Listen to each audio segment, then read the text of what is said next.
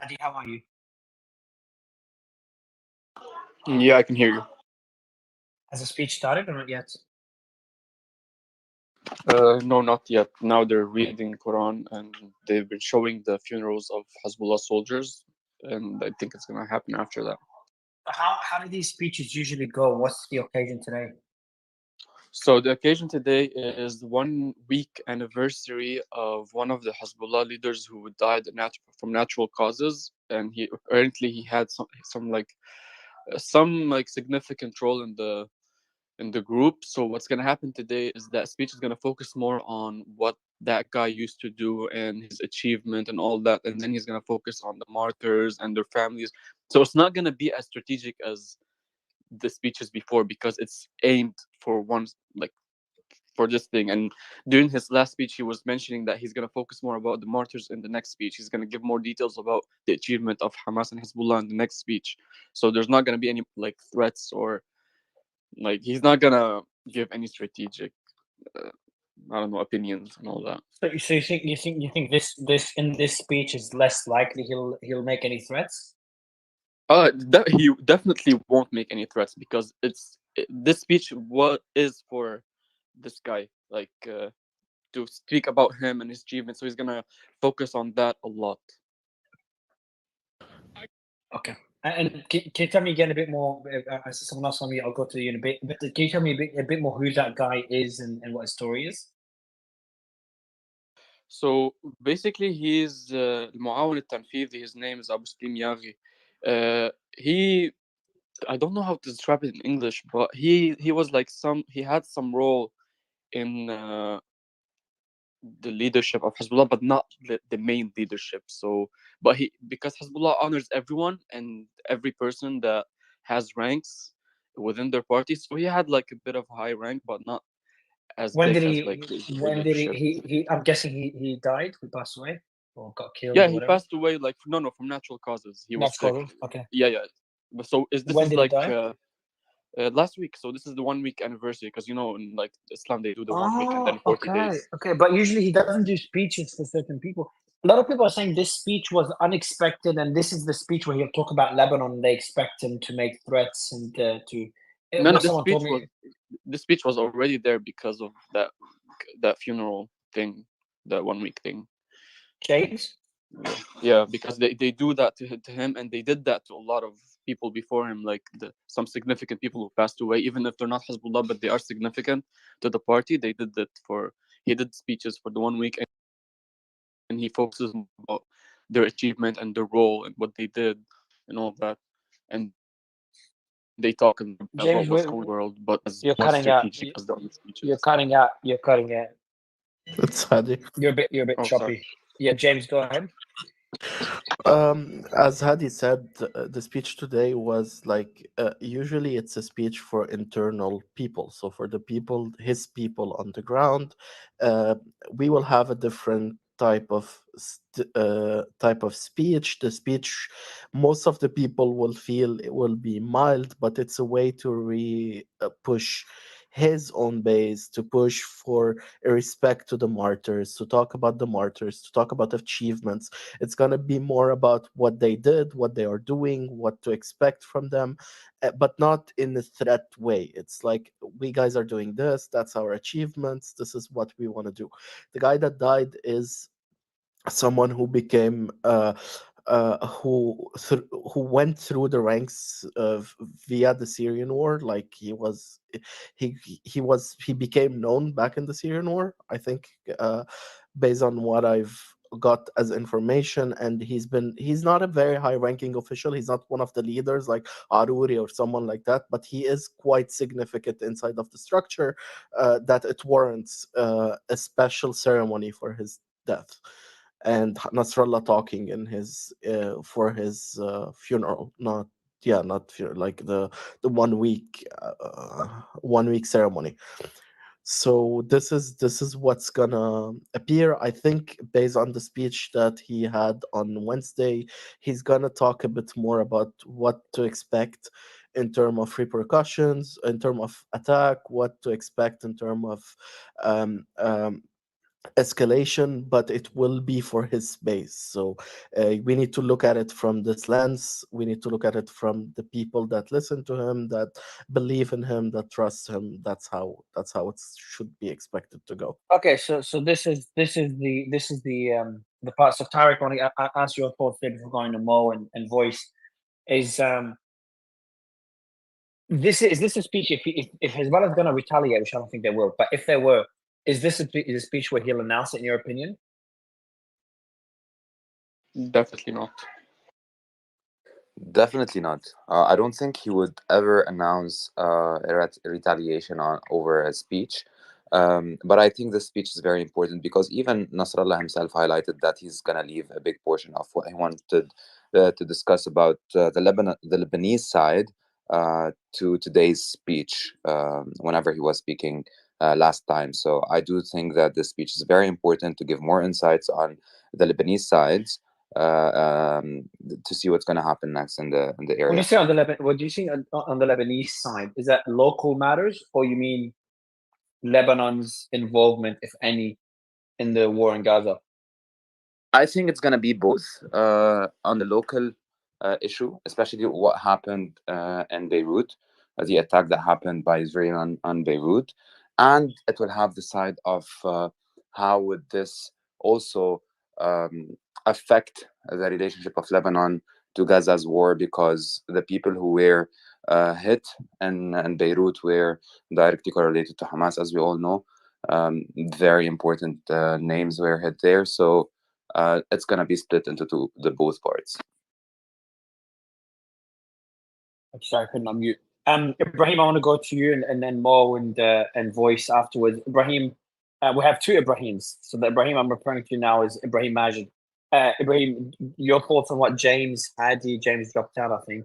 Oh no, there you are. James Hadi and Tariq said is that this is going to be kind of conflicting in a way, because on one side it's going to be focused more on local matters and within Hezbollah and on that person that passed away a week ago.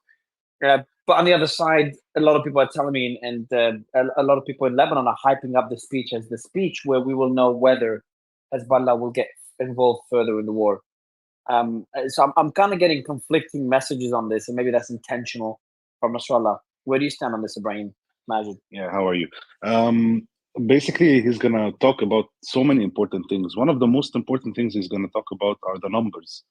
What's really happening on the borders? I mean, the Israelis are hiding and not telling the truth about the numbers of injuries and casualties in their army.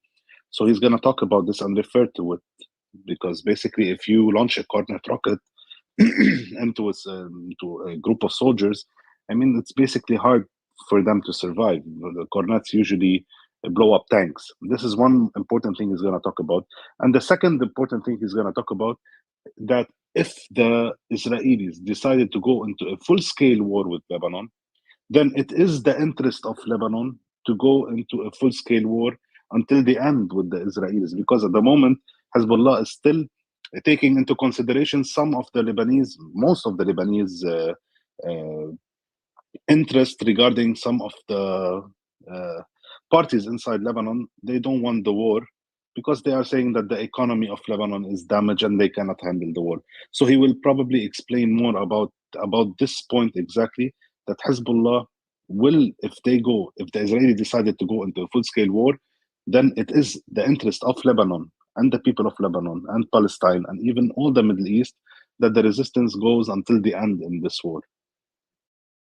Yeah, adding to Brahim, Mario, Nasrallah already stated in his last speech, and I think that was a very strategic, psychological tactic by Nasrallah when he stated that all Israelis have another passport, and it's already stated in numbers how many Israelis already fled the country and left to other countries, and that they do not have this ground bond to their land, which is Israel, which is the debate of Israel Palestine here.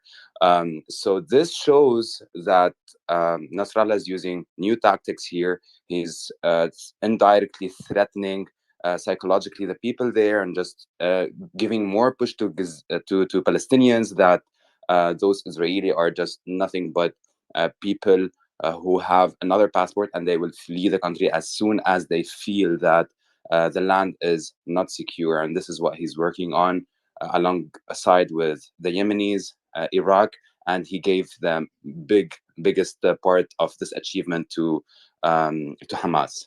Just Honestly, Mario, talking about numbers is very important for the Israeli public and for the public opinion in the inside of Israel, because basically what we know for sure is that the IOF is lying about the true numbers that are being injured or killed on the borders of Lebanon.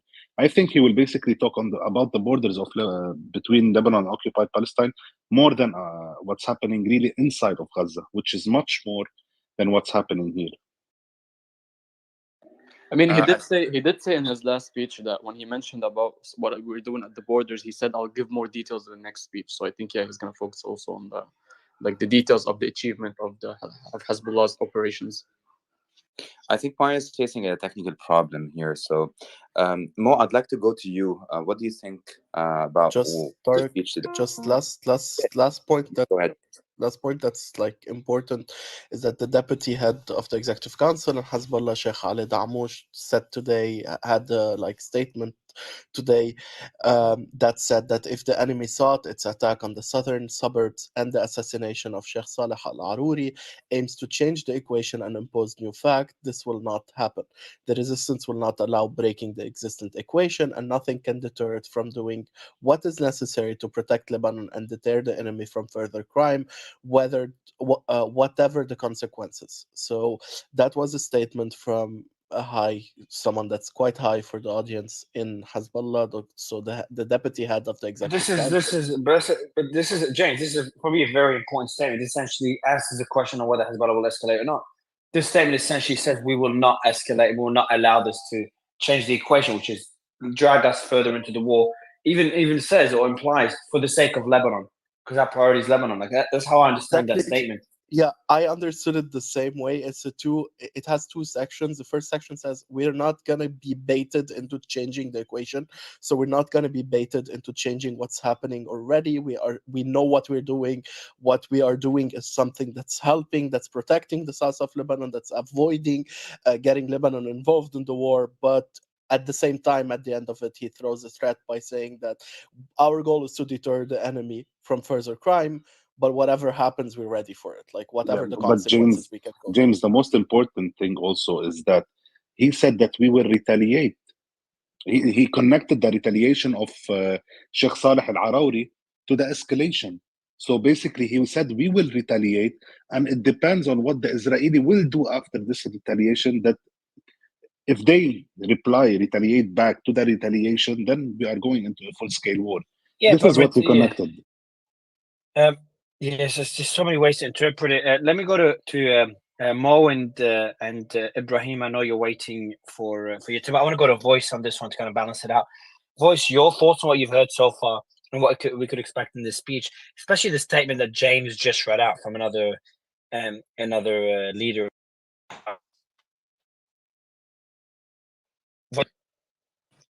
Yeah, I'm here.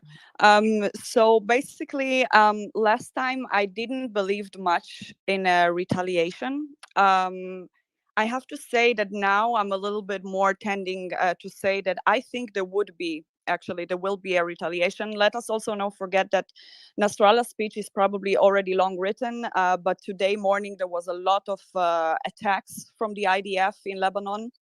I think that is also deliberate that are happening before the speech of Nasrallah. So I think that he's going to talk about Hezbollah's militant abilities and of course numbers. There is no need for me to repeat that.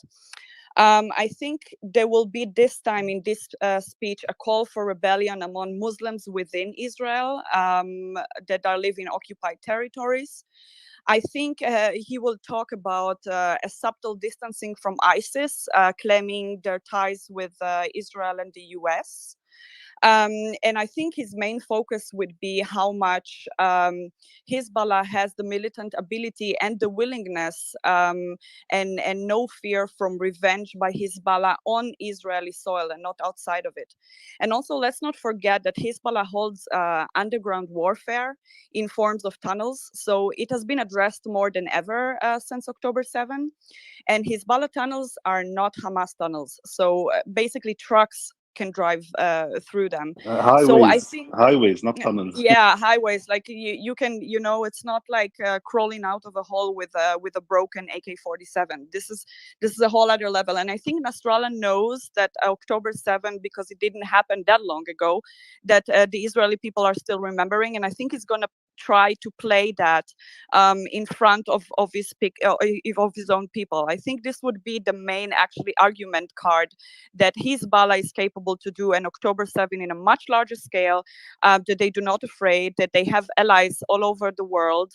I think we will see a lot of line crossing regarding uniting different streams of Islam together under the claim of a common Zionist enemy.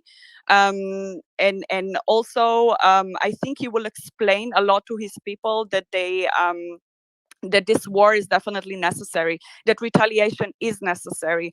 I don't know with what kind of theories of plotting against Lebanon he would come up with, but he will use everything he has. We're going to see a lot of card pulling today, like the strongest probably so far, to my opinion. I appreciate that, John, and I'm actually surprised that you think he'll be retaliating voice. And I didn't know that. I know Hezbollah had tunnels, but I didn't know they were more extensive than Hamas. Does anyone disagree with that point? How does Hezbollah have? They are that crazy. I can drop. Go ahead. Sorry, I can drop in the nest. The entire sketch of the tunnels and their scale if you want to, or I can DM it to you. But it's crazy scale. John, your just position real on this? quick. Go ahead, Mo. Sorry, I will not say what everyone said. I think that's clear. I think it's important to always remember Hezbollah's position is on retaliation mode. It is not an aggression mode, and the tempo is extremely important to be understood. With regard to the speech today, yes, there is expectation to gain the momentum that's there among the Lebanese, specifically the base, to get the support from the families and so on. But again, I think everybody on the panel knows this. Hezbollah will never stipulate prior to. It will only stipulate after the fact, and it will never do so. I think the only time we saw that was in 2006 when he pointed his finger and told us to look at the ship that was being taken out, and that was historic. We don't expect that to happen again here. What ship? Hold on. What ship? Mario, I want to add something. Go ahead, Ibrahim. So in 2006, yeah, if anyone wants to take that, that's fine. No, in 2006, when the Israelis were bombing the Lebanon from a military ship called Sa'ar, he had a speech in the war, and he said, look at it, it's burning now, and they attacked it, Hezbollah attacked it. Anyway, I just want to add something. The Israelis say this is not Hezbollah, and I cannot confirm it. Sorry, Brian, just 2 seconds. That's actually fascinating. So Hezbollah, while Nasrallah was giving his speeches, like he tells people to look at the ship, it's burning. So he coordinated the attack with the speech. Is that what he's saying? Yes, it was coordinated when it happened. There was an attack on the ship automatically. That was the first. Yeah, he was on the radio. He told everyone, watch this ship burn with all the soldiers in it. So, and then they attacked the ship while he was speaking. Oh wow, okay. Yeah, I just want to add something regarding the tunnels. Before you do, we'll go to the tunnels in a bit. More, the reason you've referred to the ship, you think, is that if Hezbollah was to attack, did you mean it will be during the speech or be after the speech? What I was trying to refer to is that, historically, there has never been an indication, whilst the speech is taking place, of an imminent attack or a direct attack that's taking place. You have to understand there's a lot of participants. This is being held in Baalbek. This is an area where they would like to keep safe, and the reason probably is, whilst these speeches are taking place, they wouldn't want an attack to happen on the constituents, right? So again, Okay, that was a understand. first. I don't think it will happen again, but yeah, it's Yeah, just makes sense. it Makes was a sense. It's a shock at fair that point. point. And We Nasrallah, could be and shocked again. for anyone that doesn't know, it Nasrallah was is still in hiding. Just to refresh the audience, so if they're not aware, Nasrallah does not do the speech it in was person. in He the does it. middle of Go ahead, James. Mario, sorry. It was in the middle of the war situation. It was a much harsher war than what we're seeing right now. Hezbollah is technically in war, but the situation was much different. They were very heavy confrontation. There was Israeli troops already inside inside the territory, so it was on a larger scale. And then he sent the message on the radio saying, "Guys, look at the ship. We're gonna hit." It was the only time in the entire time I have been following the situation where he actually like announced an attack live and not just stated the fact after the fact. So it was a very weird situation. Yeah, Ibrahim, I know you want to comment on this, and I want to go to John and then Piotr.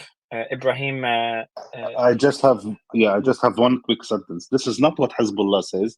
This is what the Israelis say, and I cannot confirm it or not confirm it. They say that Hezbollah has airstrips underground. I don't know if this is true. This is what the Israelis say. so I'll go, obviously. So when you say airstrips underground, it's the size of an airstrip, but it's not an actual airstrip, correct? Just to be Airstrips, how airports underground. I don't know what they mean. I truly do not know. But this is a report from the Israeli. It came out 3 years ago, I think, if I'm not wrong. 3 years ago, they said that Hezbollah has military airports underground for the drones, and yeah. So I'll go just for the audience. The speech should be starting any minute. We're just waiting. Hadi, how long before we go to John and Piotr? How long for the speech? So now they were showing footages of this Hamad Dayaghi, and now he's given some guys give a speech. So it should be like 10 minutes. 10 minutes. All right, cool. John and then Piotr, and then we'll go to Ibrahim Haidar afterwards. John? Yeah, right. I mean, I guess I'm looking for a few things. I'm looking to see if his speech will differ all that much from his past two. Obviously, I kind of have my notes here that I'll be comparing from the last two. One thing I'm interested to hear, I did hear that Ibrahim, and I believe a couple of the people have already kind of said that we kind of see Hezbollah, trying to de-escalate here.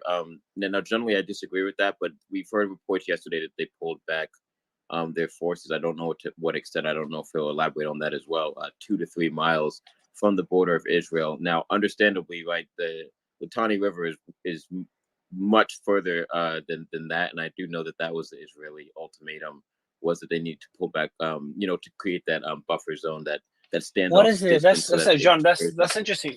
What's the source for that pullback? That's first I hear it. Yeah, so those are fake report. There was 2 fake reports, John. Sorry, there was 2 fake reports. One about Nasrallah leaving Lebanon, which is fake, and the other one about Hezbollah forces pushing above 2 to 3 miles away from the border. I asked people. I think Hadi, too, and Ibrahim can confirm.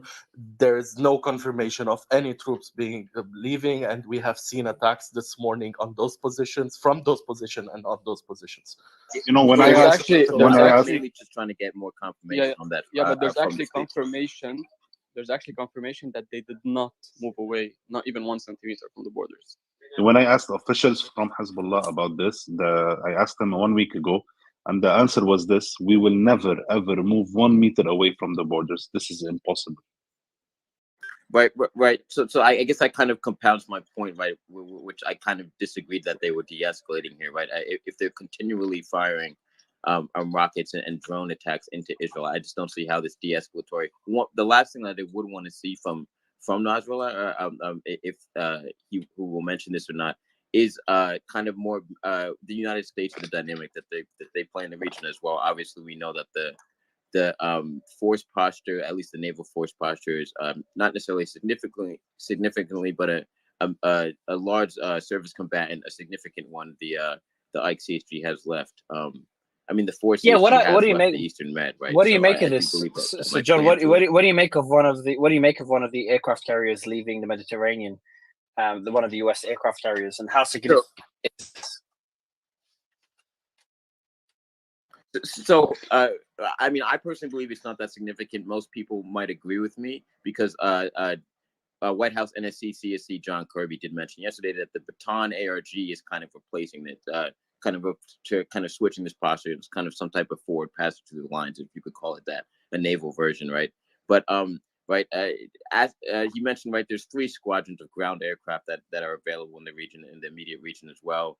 And up to 50 fighter aircraft that can be called upon, a naval fighter aircraft in the Eastern Med as well. I'm assuming he's including aircraft from other nations as well, that I believe. So at face value, right, the posture hasn't really changed, but because this is a significant strategic asset that has now left the area, and they replaced it with what could be considered something less of a strategic asset, he could try and play this off as saying kind of they made the United States retreat from the region, which I've kind of already heard other people say similar things. So we could hear that as well. That's not entirely true, though. Just to piggyback off of what he said, this is just their rotation to come back home, and the Baton is relieving the strike group that is out there. So it's not the United States retreating. It's just normal operating procedures for them to cycle out and rotate. Yeah, that's exactly what I'm saying. But I'm saying he could try to frame it as you know, us retreating from the region. Okay, yeah, fair. Nasrallah could use it to his advantage. Piotr, where do you stand on this? And I'll go to Ibrahim Haider afterwards. I think we're a few minutes away from the speech beginning, which will be streaming. We've got Jennifer. Oh, where's Jennifer? I think she just dropped out. I'll get Jennifer back up. Who'll be while the you speech do for us. that, I would Piotr? just I mean, look, I think there's a few things here. I think it's I'm getting ready to go to the gym and do my groceries and get a haircut whilst listening to the speech, because it's going to last a while. But jokes aside, I think it is an important one. I don't know how much it's going to deviate away from what we saw earlier on this week. I would also I think the main thing I wanted to make a distinction is that you can state that you're going to be retaliatory, but that doesn't necessarily mean how. And so whilst I think Ibrahim has a point, it depends on what. They don't want to change the equation, which is essentially the same thing as saying we want to sustain the status quo. So in my mind, this is a sort of, it's quite cryptic, deliberately cryptic, sort of, we're going to do something, but we're not going to illustrate what. And it goes back to that sort of measured response, which is that I think Hezbollah wants to do something, but, you know, in a form of limited warfare, right? They don't really want to go all and all out in war with Israel, but equally, they don't feel that they can not respond somehow. A strike against Tel Aviv is a massive escalation, and I don't necessarily know if they're going to do that, but it then makes me wonder, what other options do they have? So I personally retain the position that they don't really want to change the situation too much, but given what happened in their backyard, on their soil, quote unquote, right, not in Gaza, if they don't do something, then it undermines their legitimacy. It undermines them as the point force, the flagship proxy of Iran. I do think that the explosion in Iran did throw them as well. I think that has thrown the Iranians. I think that whole thing has been a bit of a spanner in the works in what they were planning to be quite a clearly defined, you know, we're going to give a speech about Soleimani, we're going to address what happened in Beirut, and then we're also going to give our Friday comments as well. But I don't expect this speech to be too deviated from what we've already heard. I'm beginning to build a sense of a pattern about how the speeches are done, and what the main emphases are. But again, obviously none of this is in a vacuum, none of it's isolation. And I think that depending upon what Israel does next, what happens next elsewhere, you know, Hezbollah may change. That just because they give this speech doesn't mean that's it. That's how they're going to retain their strategical approach. Do you think there'll be any focus? Piotr, do you think there'll be any focus on ISIS, considering ISIS took responsibility for the attack in Iran, and Iran is Yeah, that's a really good question, actually. Yeah, I forgot that point. I think that's a really good question. I think that the statement by ISIS is one of claiming. People will still push back and say it wasn't them, but I do think that Hezbollah may well acknowledge that. ISIS is not a popular entity. They're hated by most groups. I mean, Hezbollah is not it's not the same as ISIS, as Al Qaeda, right? Hezbollah is more sort of like a Taliban. I mean, they're all.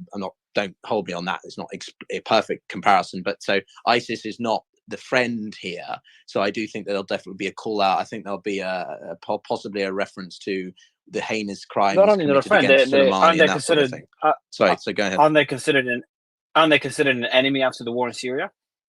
Yeah, quite possibly. I mean, do I think that we're suddenly going to see Hezbollah announcing war or some kind of vendetta against ISIS? I don't think so. But it's definitely, all I think it does is solidify the instability that's in the Middle East just more broadly, right? Even before October 7th, we've got these pockets of conflict, as I keep calling them. You know, the fact that Idlib is being fought by the Syrian rebels, the east of Syria still has an ISIS presence, a very small one, but still does. Taliban's fighting ISIS. All this sort of stuff is a problem for Hezbollah, Iran, and the groups that have one interpretation of what they want the Middle East to be versus ISIS and others that have a different interpretation. So I think I think it's going to be interesting. Sorry, let me get a quick update from Hadi before going to Ibrahim, Haidar, then Majid, and then Voice. Hadi, what's happening at the event? How many minutes away from the speech are we, in your opinion? So now we have the final speaker. He is giving introductions and giving his salutes to leaders and the parties. So he should be going out in a few minutes right now after he introduces Sayed Nasrallah. Okay, so Ibrahim, Haidar, I haven't heard your thoughts yet on what's been mentioned so far. And maybe the big question that everyone's trying to guess before the speech begins is, will Hezbollah escalate matters? Will they announce any form of retaliation to what happened in Beirut? And what would their comments be on what happened in Iran? From my opinion, I guess it's gonna be like a pending military operation. It's not gonna happen right now or in the near days. Especially the speech of Nasrallah will be like a report about what happened in the north of Israel, and says how many losses and how many strategic points of the army have been hit, and the real number. It's going to be like a report about what happened in that. Haidar, and also Haidar, since you're talking about the border, can you also update us on? Not many people have talked about didn't a Hezbollah commander get killed by Israel a few days ago as well in southern Lebanon? I think it was like 2-3 days ago. He was killed in the front border, not as they say. It was like something for the military, for the IDF, like escalation or something. So basically, like that. it's not an assassination. He was just killed in action. He was local. Killed in action. Okay. Every single. Yes, totally. هذه رابط منه يعني مسؤول كبير. Yeah, Robert. So it's like a local commander. It's nothing big. So, okay. In every city, Mario, in every city, because you don't want to have like generals sending messages from far away. And Hassan Nasrallah talked about it in his second speech. The decisions are taken on the general decision of the conflict and how they want to act is taken maybe by generals on a local level that are high level, but the actions on the ground are taken on local level. He was like the leader of one of those 100% on the ground.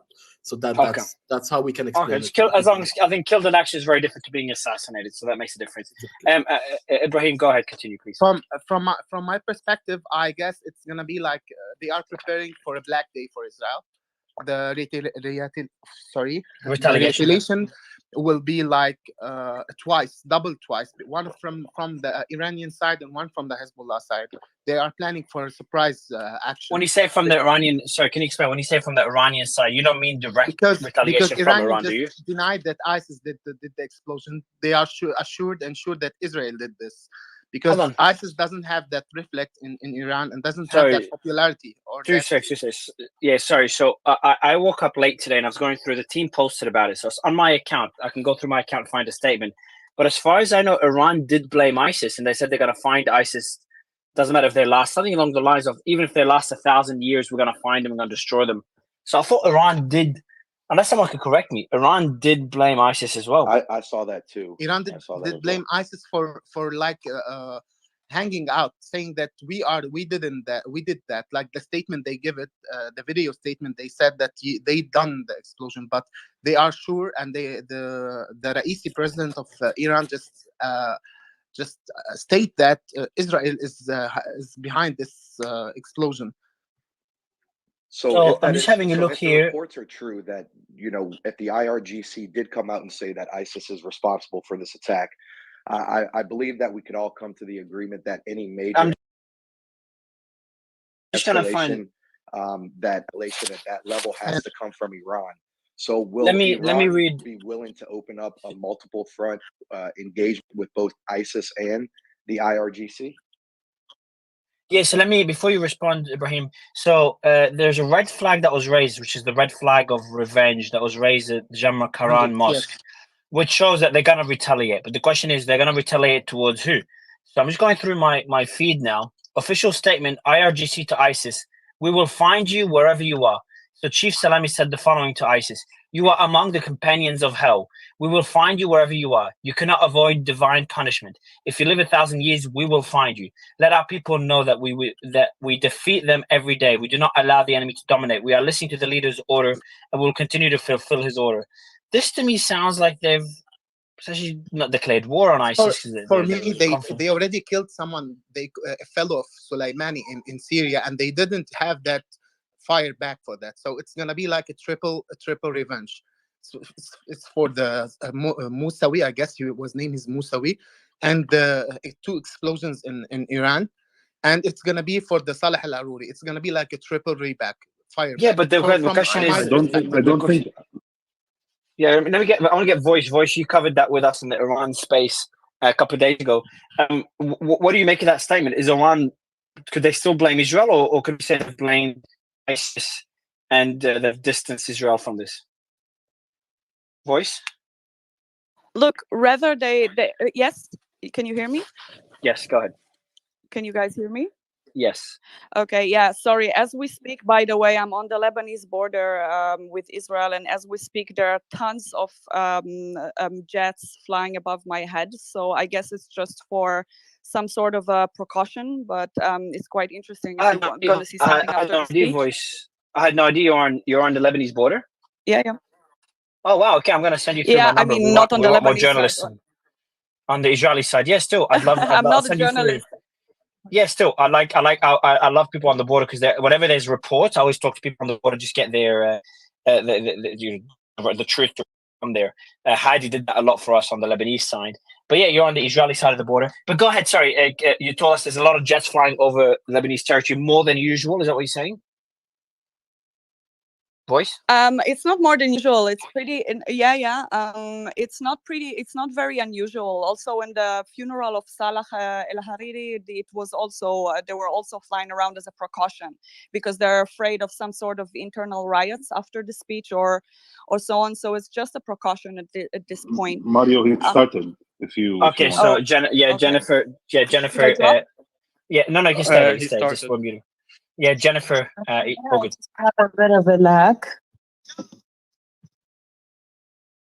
Oh, good. When you're ready, Jennifer, you can start it off for us. It should be starting now.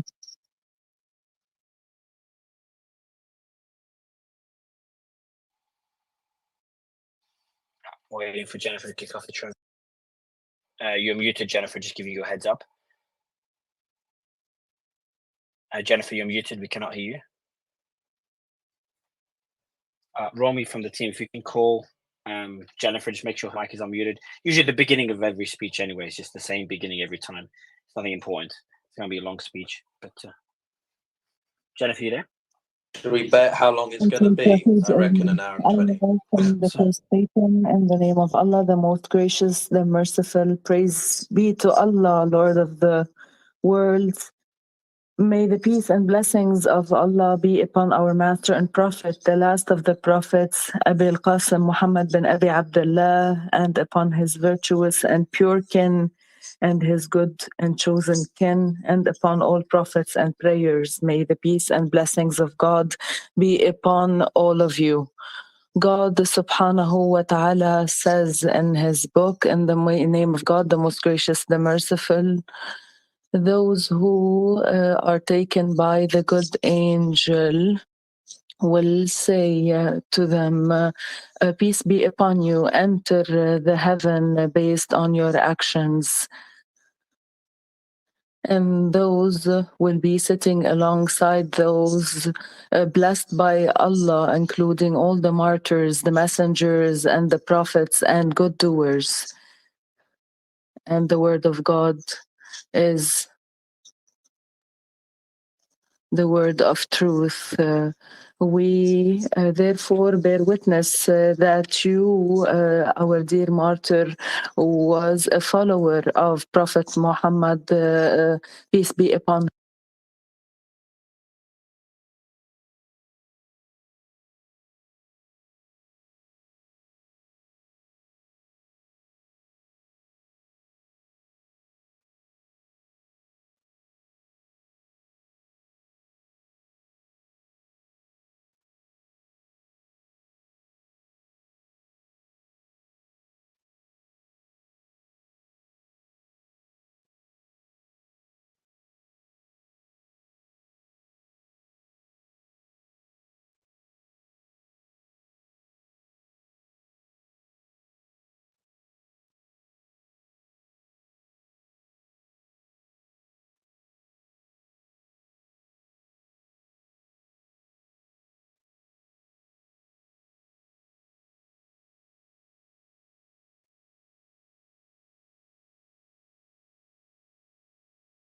Imam Khamenei, and to all officials in the Islamic Republic of Iran, including the families of the martyrs. And we have heard all over the media that ISIS, the terrorist organization or the terrorist movement ISIS, has actually borne responsibility for these attacks, and I will return to that.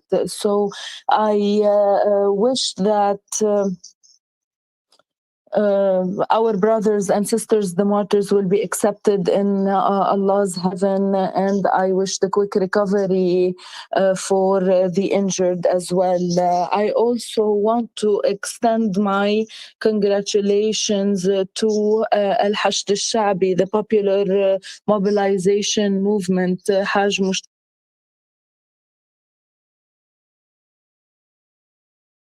direct US aggression against their car while they were moving inside the headquarters of the popular mobilization movement in Iraq. And I will come back to that later on. So first, allow me to tackle the topic of our occasion today. Second, I will talk about the front in the south of Lebanon. Maybe this is the first opportunity we have to really tackle the subject. And a third topic, which will be covering the region as a whole, before I go into a last word addressed to the displaced, to the injured, to the fighters, to the martyrs and their families, and to the people of the resistance in Lebanon. First, when we talk about our brother, our dear friend Muhammad Yaghi Haj Abu Salim, ever since we have known him, we've known him as Abu Salim, Haj Abu Salim. This is what we used to know him as, or Abu Hussein at first, but then we adopted the nickname Abu Salim, and it stuck on. So I have known him personally. I'm not only talking about a random person. I have known him ever since we were very young. I was I was about 18 to 19 years old. We met in 1978, and he was between 19 and 20 years old. And ever since the first moments of our meeting, we kindled this relationship of brotherhood, fraternity, and good friendship. Ever since he was a young man, he was a mujahid. He was a strong action taker, an activist, and an initiative taker, basically, in his region, Baalabak. Everyone has an idol per se, or someone they look up to, and Haj Abu Salim used to be or used to look up to Haj Imam Musa Sadr. I'm gonna talk about how I met Haj Abu Salim. When I joined the scientific cell that was established in Baalabak, which was founded by Mr. Abbas al-Musawi. And after I joined this scientific unit, I was put in contact with all the popular movement and the grassroots movement in Baalabak. Especially at the time, I was in contact with the people who used to coordinate with the Amal movement. Also, I was in contact with Mr. Abbas al-Musawi,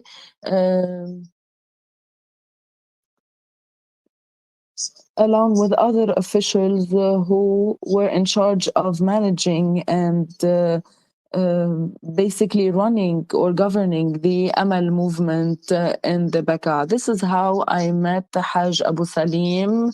We met in the first group work we did in Baalabak, and he was the head of that organizational group.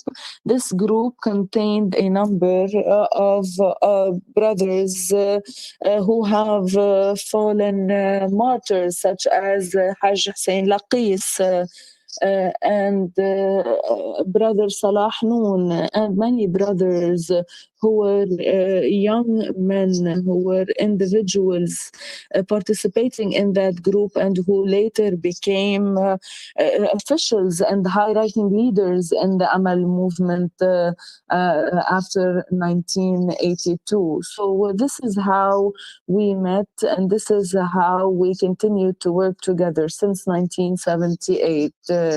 So you can talk about more than 40 years of long-standing friendship.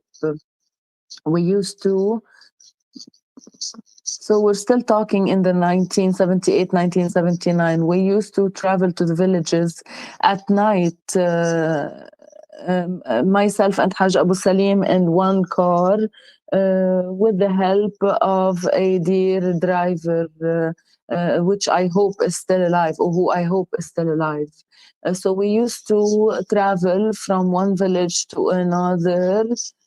He was actually in charge of presenting the political analysis, while I was in charge of the theological lecture. And we continued to work together even before 1982, and we progressed together in the responsibilities we bore from the first region, or the first area in the Bekaa. In 1981, Haj Abu Salim became the organizational, or the organizational manager of the Amal movement in Bekaa, and I had also grown to bear bigger responsibilities. Back then, also, a friendship emerged between Haj Yaghi and Haj Abbas al-Musawi. He also had a strong relationship with Imam Musa Sadr. as well as Imam Muhammad Baqir al-Sadr. So he became therefore a follower of Imam Muhammad Baqir al-Sadr. When the Imam was martyred, Hajj Yaghi was very affected by his passing and very saddened. And for years, within internal sessions and on certain occasions, he used to recite a poem that was widely spread at the time.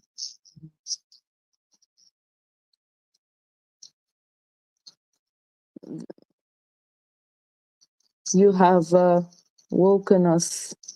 How will you sleep while you have basically... I've just, Jennifer, I've just muted you. I think what we're going to do is he's talking about that gentleman, Jennifer, that passed away a week ago, and I think this is irrelevant to the war. So I'd rather wait. Jennifer, can you hear me? No need to talk. No need to translate. Can you hear me, Jennifer? Yes, I can hear you. Yeah, perfect. Yeah, so just interrupt us when he starts talking about the war or what happened in Iran or the assassination. When he's done talking about that guy, because I think it's most people here are not too interested in the death of that guy. Okay. It's completely irrelevant to the war. So just interrupt us whenever he starts that part. But he did so one thing. Tariq did say one thing. He goes in the back channels. I don't know if Tariq is not here. Try to bring him back up. But he goes in the channel he's like Hezbollah and Nasrallah looks angry. So does he look any different to what he usually looks like? Someone else responded, doesn't he always look angry? Everything looks normal. I mean, because it's like a morning thing, he gonna give the same impression every time, that he's focusing more about being emotional and like talking emotionally about this guy and his history with him and the history of the resistance and all that. So he's definitely not gonna show any smiles and like happiness.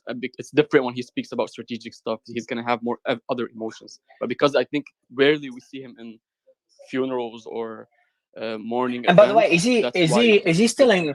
Just I know I said it earlier, and I want to go to Voice with another question about Israel, whether Israel preemptively strike Hezbollah and what she thinks about that scenario.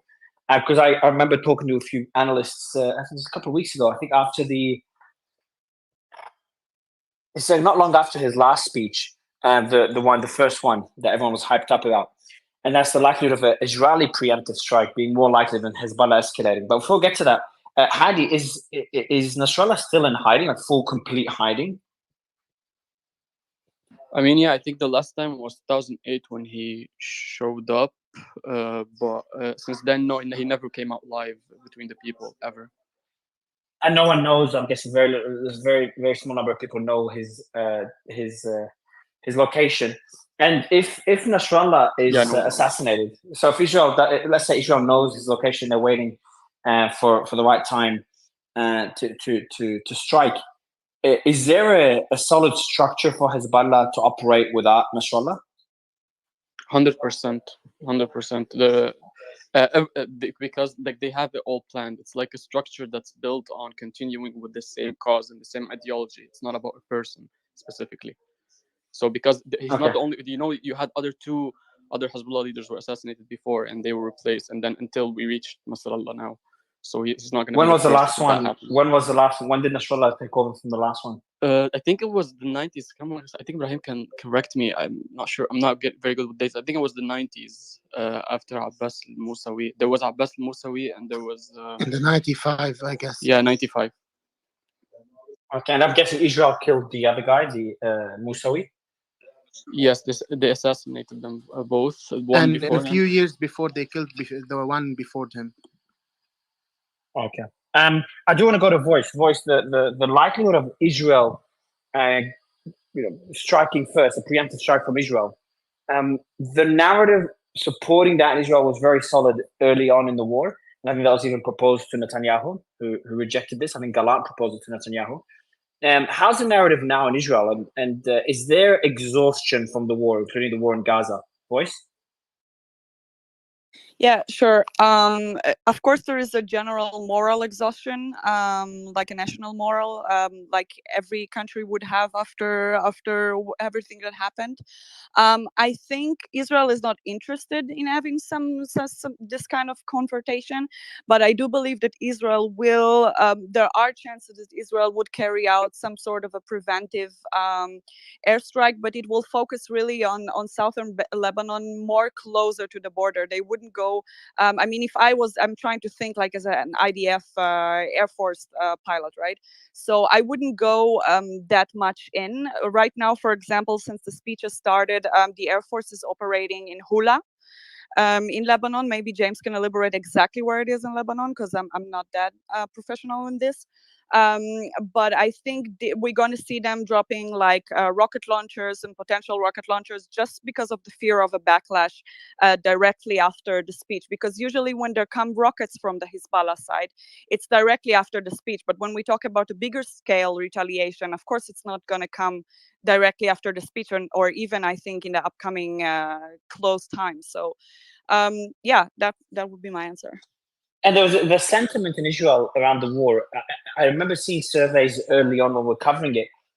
After I think the first month, the sentiment started shifting, and the unequivocal support for the war in Gaza started diminishing. Are we seeing that diminish further as the war drags on, or have people just moved on and the support's kind of stable? I'm not sure if you've seen any surveys recently by the news outlets. Well, I don't know which surveys are you talking about, but regardless to that, it haven't changed. It haven't changed that much. I mean, there is an overall exhaustion, but the agenda, the point of view, the status quo haven't changed within the Israeli society. There is a lot of arguments about it within the Israeli government, within themselves. Which are becoming more and more, let's say, vocal and divided.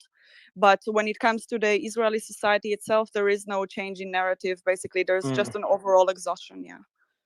And by the way, Piotr, it would be good to get an update on the North Korea, South Korea. Just a very short update there, because it seems I was heading to bed, my team woke me up 30 minutes in, it's like, Mario, possible war between North and South Korea. I went back to sleep because it didn't look like it, but still, severe escalation there. It just shows us there's tensions everywhere in the world. But before going there, Piotr, I do want to go to Hadi. Hadi, the strikes on the border, we haven't got an update from you in a while. Has it been escalating? Has it de-escalated? Is it steady? Because I feel based on the updates you're giving, it's like Hezbollah has been limited in their attacks on Israel, but Israel has been pretty aggressive on their attacks on Hezbollah. At least that's a sentiment that I have. I mean, we've been seeing the same thing, the same kind of Hezbollah attacks on the borders against Israeli soldiers and their positions, and we've seen the same Israeli attacks on a few houses in South Lebanon where they see Hezbollah being operating inside them, and Hezbollah is mourning their soldiers there. So I think that's pretty much the same, because I'm in South Lebanon right now, and the same extent of bombings, I'm still hearing the same thing. I didn't hear anything more than what I've heard the past few weeks. Yeah, Piotr, before going to you as well, Ibrahim or James, you guys listening to the speech? Is it still, I'm guessing Jennifer is still talking about that guy that died, correct? Yes, 100%. Perfect, I appreciate it, Ibrahim. So yeah, Jennifer, just And jump in when he there's starts something talking. about the north, about the south borders fight yesterday. They launched yesterday 6 volcano missiles, so the statics of firing back still on.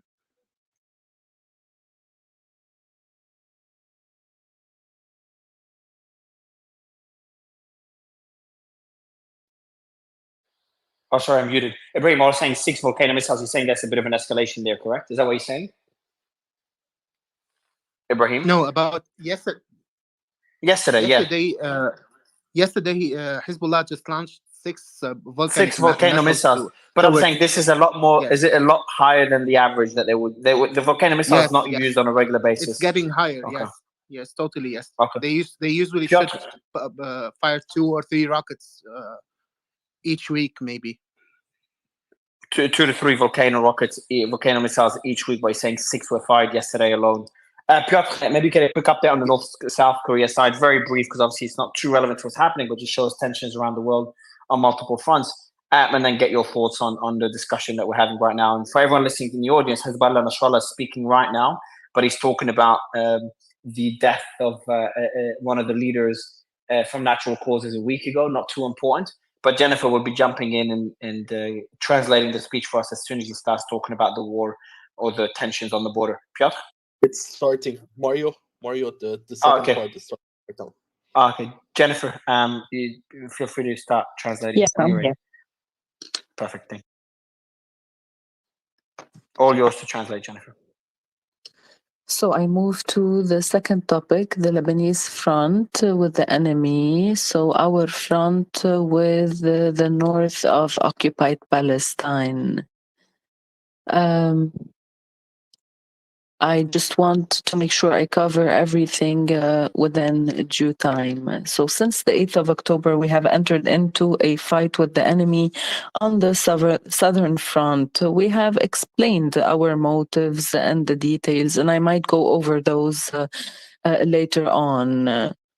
So over 100 kilometers in length from the sea in Nakura all the way up to Tilal Farshuba and up until today. So more than 90 days later, this front has been active. This front has been not done any justice in the media. So let's give it some light.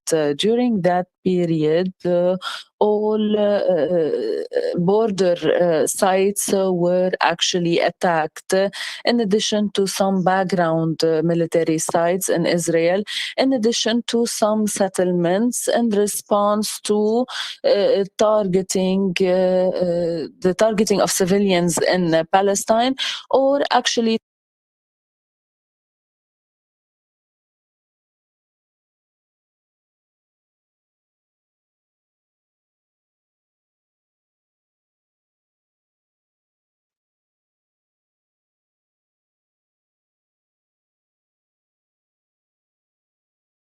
Is it me or Jen is not speaking? I can hear her as 7 well. military operations per day.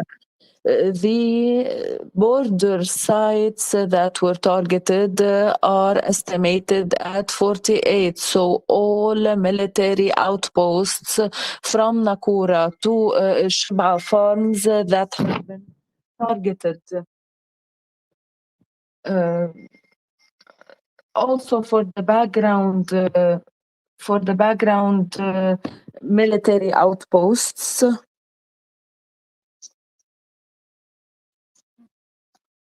some border sites, 50 border sites that were actually targeted because some IDF soldiers had taken refuge in addition to some direct confrontations with the enemy. Settlement 17. Also, the number of settlements was estimated at 17. What had happened? So first, at the first stage, we actually targeted all the military outposts laid out on the front line. This, of course, has caused a lot of losses, a lot of casualties, and victims. And of course, these targets were not targeted only by precision missiles. These are used for specific tanks, for specific vehicles. And thank God our fighters know how to actually operate precision missiles, and they can actually bring a missile inside an apartment from the window. So we targeted all military outposts heavily along the borders, and we also made the necessary military and intelligence arrangements in preparation for the upcoming period. Some people actually criticized us for attacking an antenna here and there, but maybe they're not aware of what we're actually doing. We're not hitting the antenna per se. We're hitting the logistical and technical material that is equipped on this antenna, and that is very heavy in technique. And basically, this material is used to to actually carry out intelligence analysis not only in the south but in several areas in Lebanon as well. So as you know,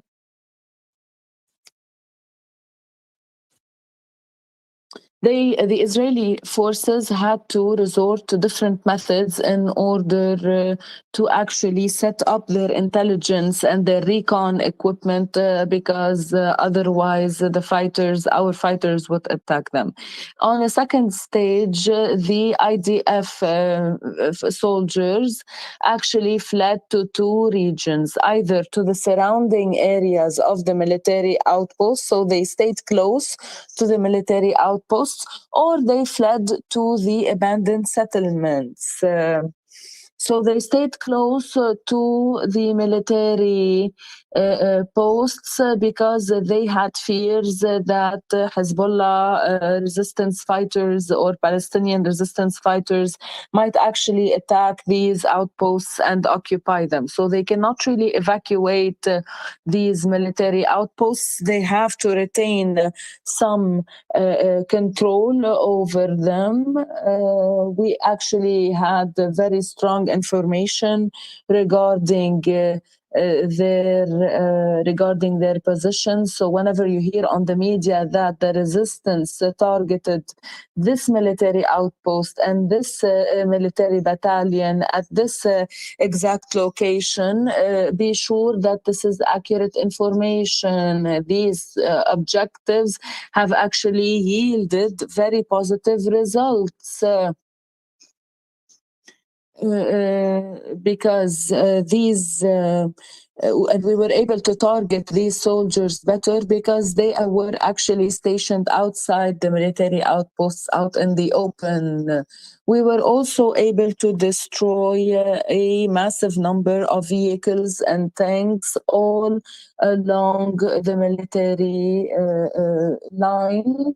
And towards the inside of Israel as well, or towards the inside of the occupied Palestinian territories, where the soldiers and officials, military officials, were hiding. So we had to look for them very critically and very accurately. We managed to destroy a large number of these military outposts in full, and we also managed to destroy some logistical equipment which hindered maybe the recon operations of the enemy, and they had to resort to other methods such as the recon planes, the drones, and other satellite imagery, for example. Add to that, of course, the heavy human losses we have managed to impose on the enemy. Our objectives and our operations were accurately targeted, which has prompted many of the military personnel to leave and to flee. And over that period also, the enemy did not declare it's injured and it's dead. The resistance has declared and has presented around 90 filmed footage of tanks being blown to pieces with soldiers sitting on top of them sometimes. Vehicles also, tents being raided with missiles. For example, a small home with soldiers in it being blown to pieces with missiles. A home, a tent with military personnel. All of these have been filmed. All of these have been caught on camera. The resistance managed to target all of these positions, but the enemy has not actually declared its losses in the media. And this is part of a general secrecy they adopt around the number of losses. They usually talk about the number of injured and the number of dead, but not in real numbers. Many military military experts are saying now that the actual numbers are threefold the numbers that have been declared by Israel.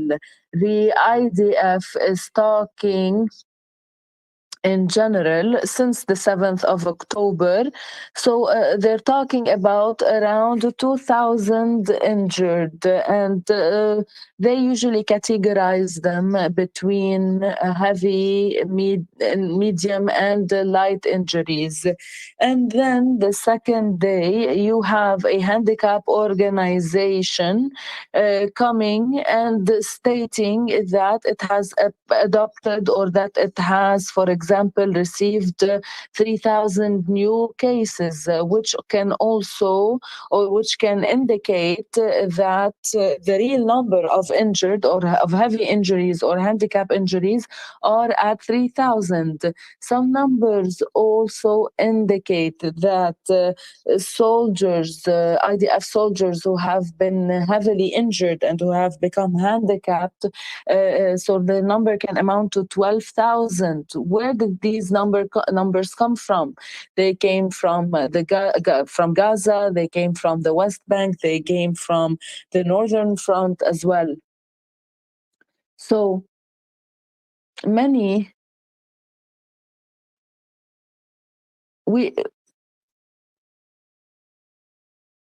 so we tried to gather some numbers based on some information we found online from 8 hospitals, and the numbers indicate more than 2,000 injured soldiers from the Northern Front who were admitted to the 8 hospitals, and the managers of these hospitals have claimed that many of these injuries are actually very heavy or very dire, or they cannot be saved, etc. We understand the secrecy of the enemy around the numbers of losses. This is part of the psychological warfare that they might adopt. If they actually admit to the numbers of their victims and their injured, this will only boost the morale of the resistance and of our front. But whenever they adopt the secrecy around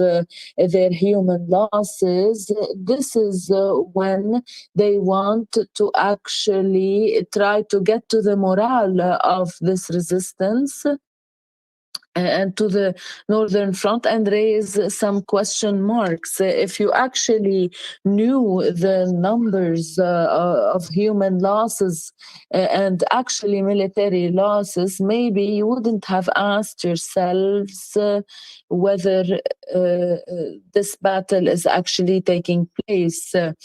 And to avoid embarrassment, the Israeli, some former Israeli officials have actually described what's happening on the Northern Front as a military humiliation of the IDF, but in order to avoid the humiliation by going into a very dangerous and costly war that could blow up over the entire region, the Israeli enemy has to maintain the secrecy around the numbers of the dead and the injured among its soldiers. Also, what has this front yielded? The displaced settlers from Israeli settlements. Over the past period, we have not attacked any civilians. Because, and allow me to put this word between parentheses, because all of these people are occupiers. So we weren't attacking civilians, even within settlements. We were only attacking military vehicles, military points, military outposts. And if we actually hit any homes, it was in retaliation to the targeting of civilians in the south of Lebanon. But as a result of the massive fear that has spread among the settlers, many have fled these settlements. And even the IDF also, or the enemy, the governments, the enemy's government, they try to dilute these numbers, the numbers of settlers who have actually fled. But the actual numbers indicate 230,000 settlers who have fled the settlements in the south or in the north of Palestine, occupied Palestine. So, aside from this displacement, the north has heavily been interrupted in terms of economic operations, agricultural operations, etc. Those settlers are actually used to facing these wars. They never had to be displaced. It was always us who had to be displaced. This is the first time this displacement is happening for the first time, and it will of course put a lot of economic, political, security and psychological pressure on the enemy's government, in addition to spreading this anxiety and this massive collective fear in the north. So, for those who have asked about the feasibility and the end result, for those who are asking why we are fighting along this front, why we are presenting and offering so many fighters and martyrs, and why are we causing the many families of the South to be displaced, we are, of course, bound to answer this question. Our argument, our logic, our proof, our evidence, facts have always been our strong point since 1982. We don't only speak in slogans and in words. From day one, we said that the objective of this front, in addition to other fronts that were opened in Yemen and Iraq, so the objective of this front is twofold. First, to put pressure on the enemy's government and to exhaust the enemy's society and military in order to stop the attack on Gaza. So we all need to push from Lebanon, Syria, Yemen, Iraq. We all need to put pressure on the enemy in order to get the enemy to stop its aggression over Gaza. As for the second objective, it is to reduce or alleviate the pressure of the Gaza Strip. So basically, when you put pressure from different fronts on the enemy's military, this will alleviate the burden on the resistance in Gaza. Are these objectives being met through the Lebanese front? Yes. I have said this before. When the enemy, out of fear of how things might develop alongside this front, and the enemy actually feared that Hezbollah's fighters will invade Al Jalil. The IDF had to actually mobilize several battalions to the north of occupied Palestine. They had to bring in their vehicles, their tanks, half of their air force, half of their navy, half of their missile defense. They all have been directed to the northern front. And this was corroborated by the Israeli military officers when he was explaining why some hostages actually died in Gaza under Israeli fire. He said that our battalions have been fighting in Gaza for 2 months and they are very exhausted and tired. Isn't this proof that they are in a critical situation? Had they not had a front in the north, they would have been able to rotate their soldiers in order to make sure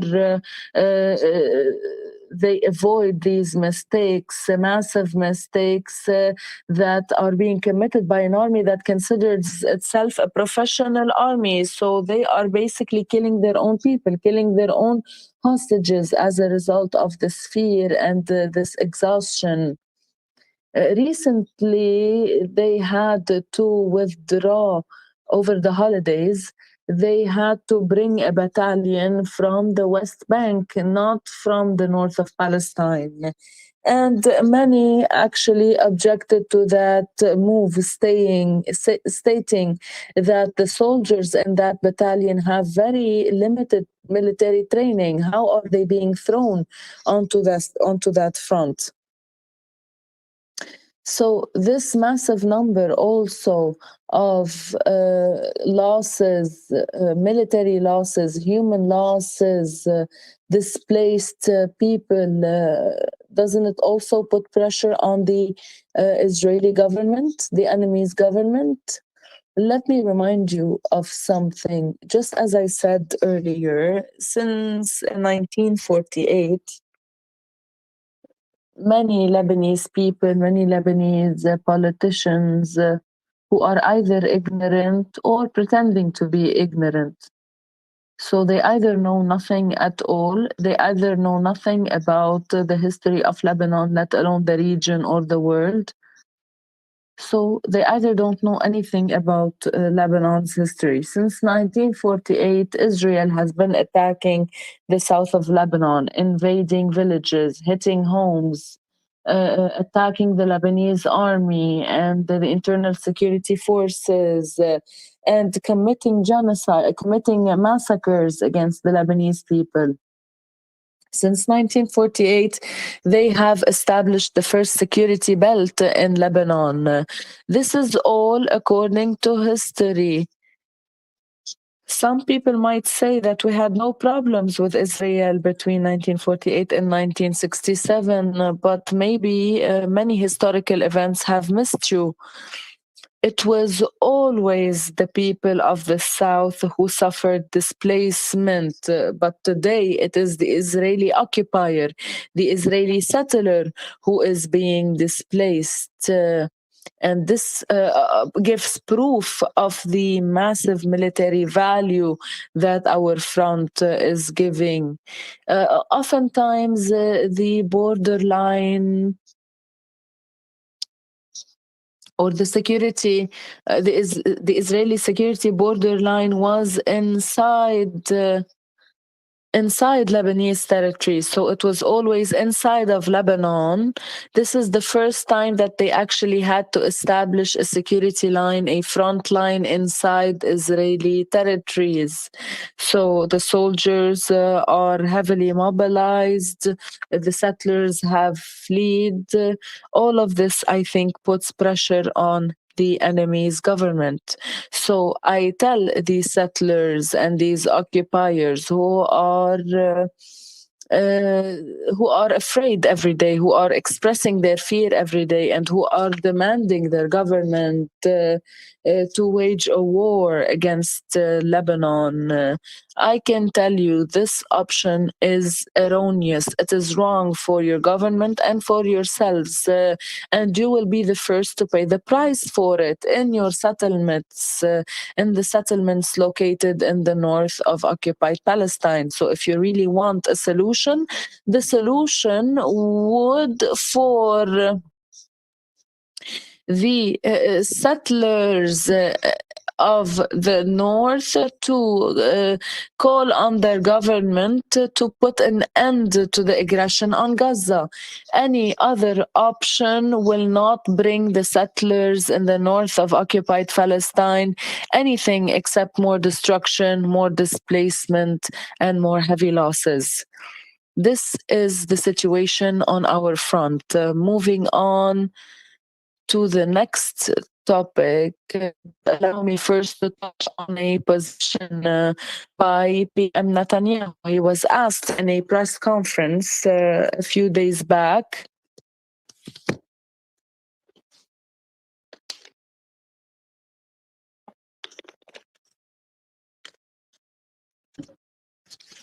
So a journalist asked him a few days back, is Hezbollah being controlled properly? So he tells her, have you heard about the tent? Where is this tent? I don't know if you remember the incident of the tent inside the Shib'a farms. I think this was a rather simplistic answer, a rather naive answer. You're talking about a tent, but you're forgetting about 48 military outposts destroyed, 50 military outposts also destroyed. Tell me about your soldiers who are hiding like mice alongside the borders with Lebanon. So the resistance is carrying out this scale of operations on daily basis. Is it really under control?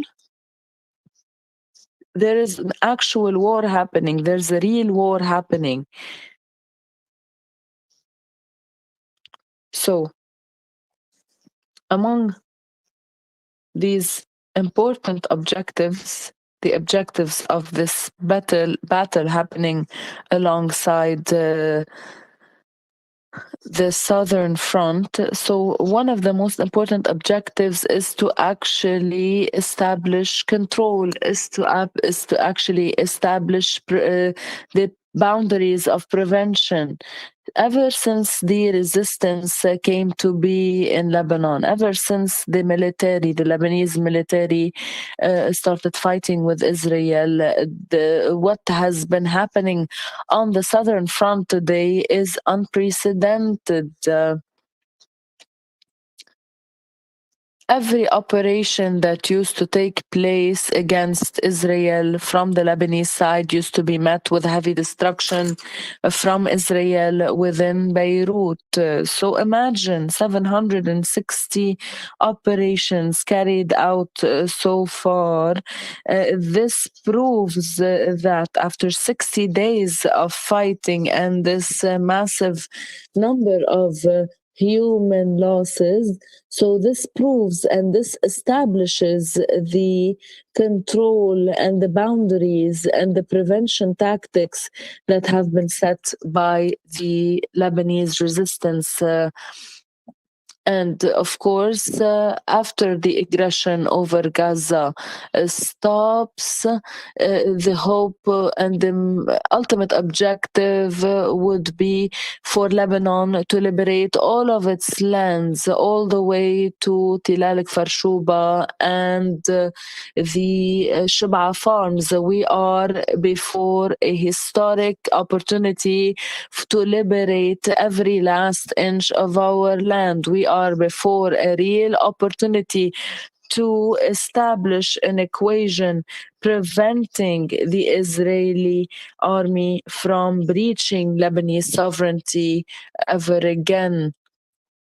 All of these opportunities have been offered by this or have come to the light as a result of this southern front and as a result of our solidarity with Gaza. Any talk about this subject will not be welcomed until the aggression over Gaza stops. Of course, in this regard, allow me to remind you of those who have written a lot of articles about the delineation of the sea borders. Many assumed that Hezbollah has actually signed a peace accord with Israel, that Hezbollah will never fight Israel again, etc., etc. But now our fighters and our injured are asking these people, where are your articles? Where are your claims now? Allow me to move to the last and third point, which is what happened in the southern suburb in Dahye. I mentioned it in the last speech, but allow me to reiterate my point in this regard. We have had a lot of martyrs killed by Israeli airstrikes in Syria in the past. And the majority of our martyrs in Syria are actually high ranking officials. Some of them died fighting ISIS, some of them died fighting other forces. But we always had this equation that if they kill any of our brothers and sisters in Syria, we will retaliate from Lebanon. But the Lebanese front back then was calm, was at peace.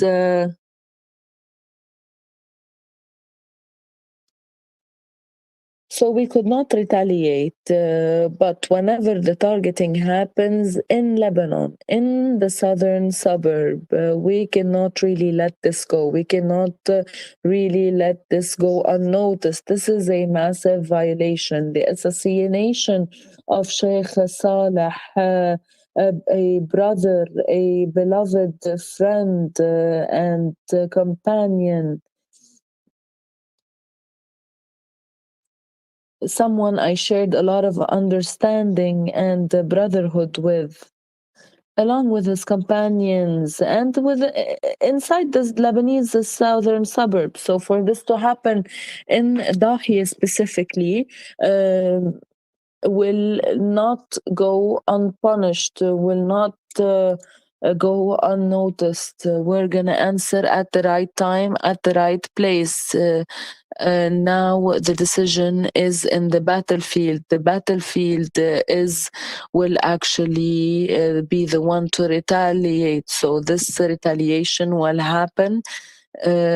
We cannot actually stand by and watch a violation of this sort, because this only means that all of Lebanon has become without cover. The level of threat, the level of repercussions that will come from being silent over this incident will be very heavy. This brings me, so the retaliation will come. It's only a matter of time, and we take our blessing and our success from God. We put our faith in God on that end. Moving on to what is happening in Iraq and on the Iraqi front. The Islamic resistance in Iraq, some of its factions have actually entered into a fight since the early days against military bases for the US in Iraq. So they have targeted these military bases with drones and missiles and other arms. The US has admitted to more than 100 operations and tens of injuries. The main objective of these operations was actually to provide support for Gaza, but because before Al-Aqsa flood, before October 7, there weren't any such operations taking place. So the main objective was to actually offer support to Gaza. by pushing or by putting pressure on the American administration. The American administration, in turn, is actually worried about the expansion of the conflict into the region, not because they love the people of the region, but because this does not serve their interests. Now they are in heavy trouble in Ukraine with the war with Russia. It seems that now the US and the NATO is before a heavy strategic failure in Ukraine. And of course, this has been laid out or declared by the head of the NATO when he said, wait for the bad news from Kiev. So basically, these operations help to put more pressure on the US administration. Also, the resistance forces in Iraq launched drones and missiles towards the Israeli entity, the Zionist entity. Whether these drones have made their way is irrelevant. What's more important here is for the enemy to feel that they are under fire from several fronts, because at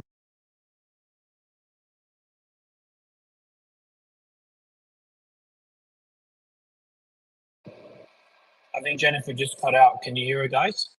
what happened in Eilat, whereby the region is suffering both economically and financially. So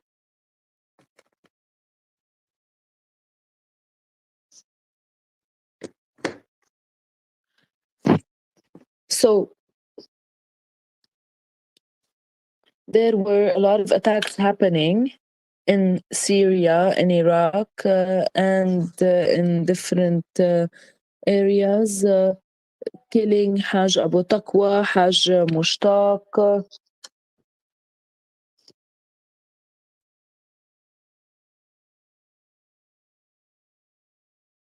So this is an opportunity.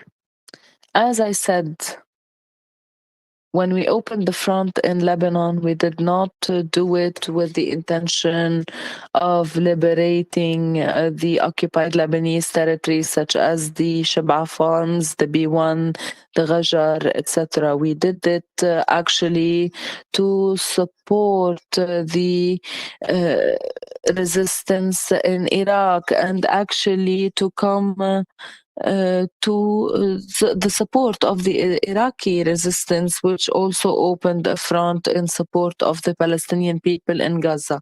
So also, this presents the Iraqi resistance and Iraq in general with the opportunity to get rid of the US occupation and this US fraud, so to speak. Imagine they claim that they are fighting ISIS, but whenever the Iraqi government calls on them to leave the Iraqi territories, they bring up the threat of ISIS. And we all know, all the governments of the world know that ISIS was the creation of the US. Even Trump admitted that ISIS was the creation of the US, and they are using ISIS as a pretext to stay in Iraq. So today, the Iraqi government is before a historic opportunity.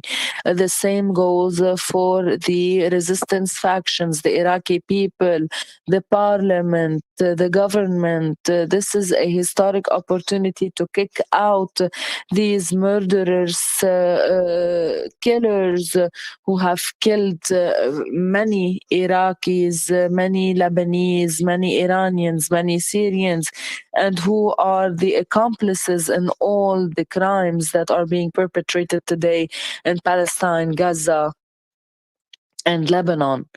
The current Iraqi government is known for having an honorable, steadfast, and resilient position with regards to the Israeli aggression on Gaza and the Al-Aqsa flood, and they have delivered such speeches and such positions in different events and international meetings, and I believe it was one of the strongest in tone compared to other Arab countries, with the exception of Yemen, of course. And this Iraqi government is supposedly qualified to actually use the blood of the martyrs who were slain by the Americans in Iraq in order to compel the US to leave and to compel the US forces to leave, because their presence no longer is needed. Iraq no longer needs the US to fight ISIS. They have their army, they have the popular mobilization movement, they have the resistance movement, they have the Iraqi youth who still listen to their religious leaders and who are willing to fight as long as ISIS is a threat. So Iraq does not need this colonial, imperialist, murderous, killing forces to be present on their land. So this is a real battle that will be waged by the Iraqis from the popular level, the jihadi level, and the government level in order to liberate Iraq once again after the first liberation happened towards the end of 2011. When the resistance actually was declared victorious, and when the US forces withdrew from Iraq in 2011. So basically, this ISIS is now a pretext being used in Iraq, in Iran, with the Karaman bombings that have been adopted by ISIS, in Syria, who is actually releasing ISIS prisoners, who is actually offering them logistical support. If you look around, you will see that it is the US.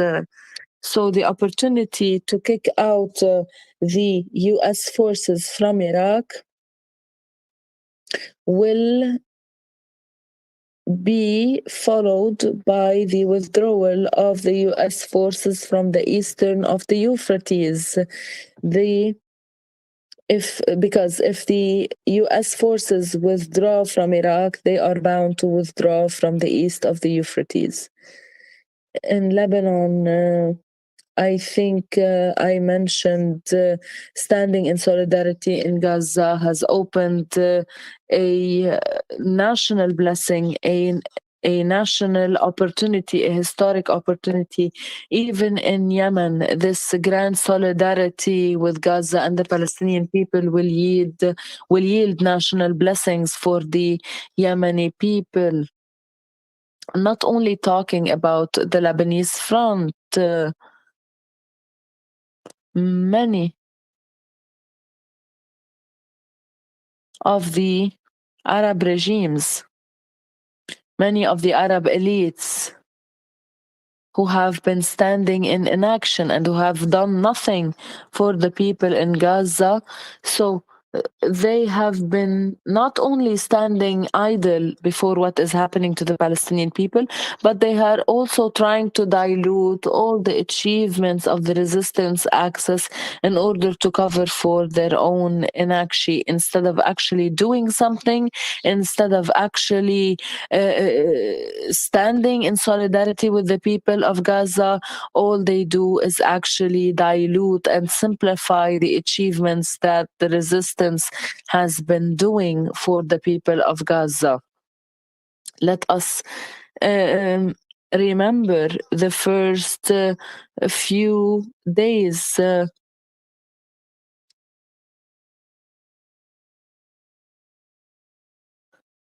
when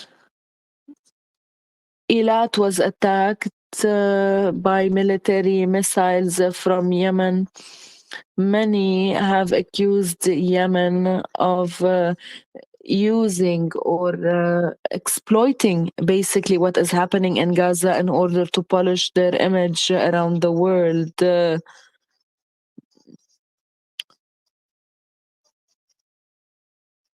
While everyone knows that the Yemeni people were never really interested in polishing their image before the Arabs or before the world, because they have always put their faith in Allah subhanahu wa ta'ala.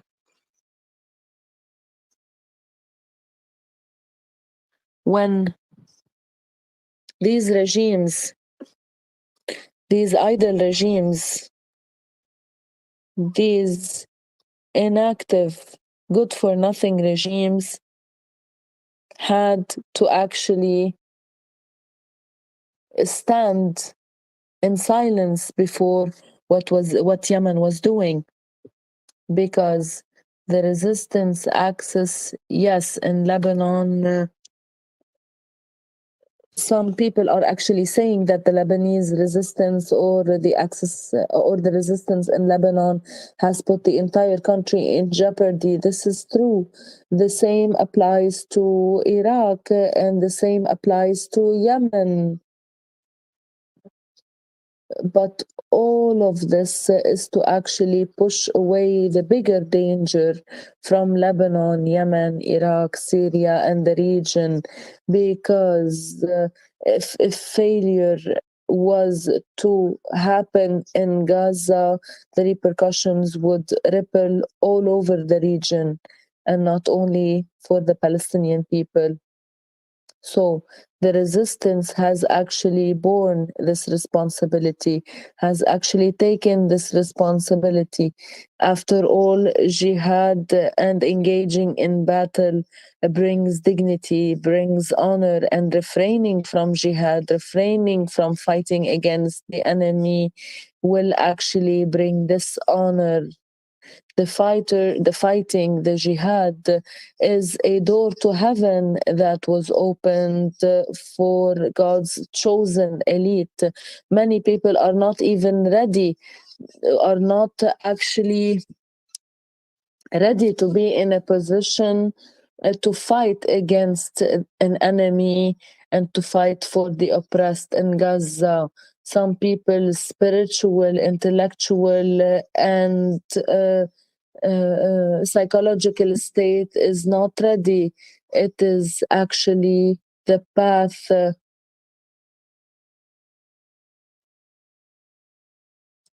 It is the path towards honor, and it is the path that was chosen by God to some. Those who do not engage in this fighting and in this jihad are bound or are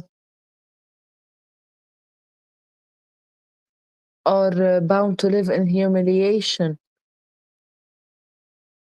The resistance forces all over the world have actually been looked up to. The same applied to Yemen. Yemen's move was blessed nationally. So Yemen has made a lot of sacrifices.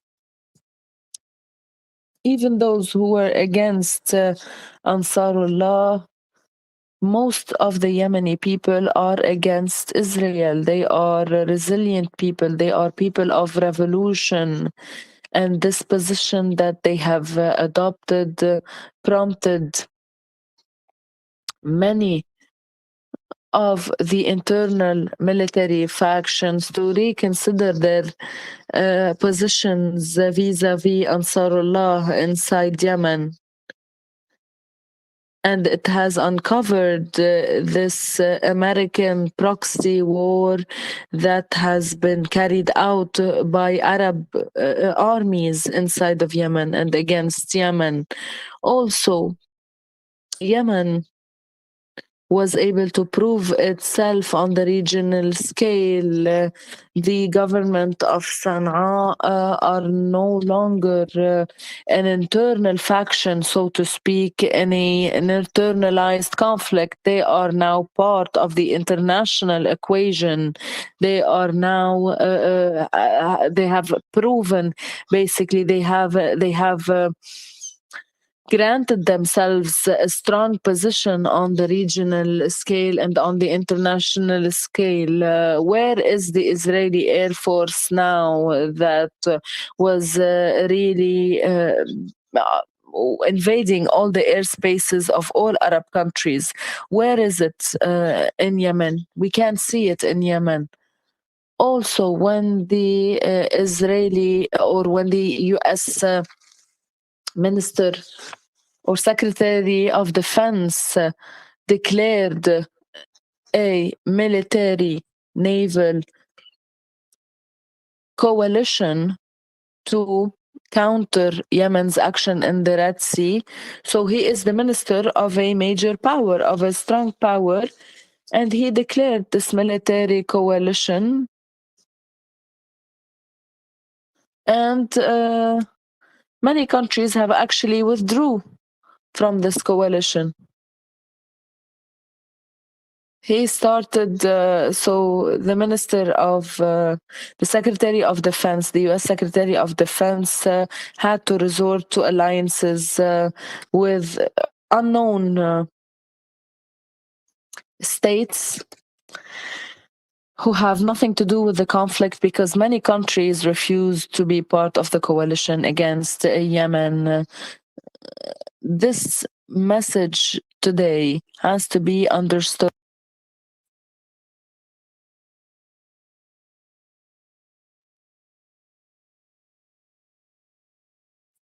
American administration, those threatening the Yemeni people, threatening Yemen, trying to build a coalition. Some European countries have actually refrained or decided that they will not be part of this coalition. Some actually declared that they would be sending experts but will not be actively participating in the coalition. So my message to the US and to the US administration, you are not fighting Ansarullah, you're not fighting a military faction, you're fighting against millions and tens and millions of Yemeni people who have a long-standing history of victory against the oppressors and the invaders. This is what Biden must understand today. This is what Biden's administration must understand today. The US must understand that if it really doesn't want to expand, doesn't want the conflict to expand, it will be the one expanding the scale of the conflict by fighting Yemen.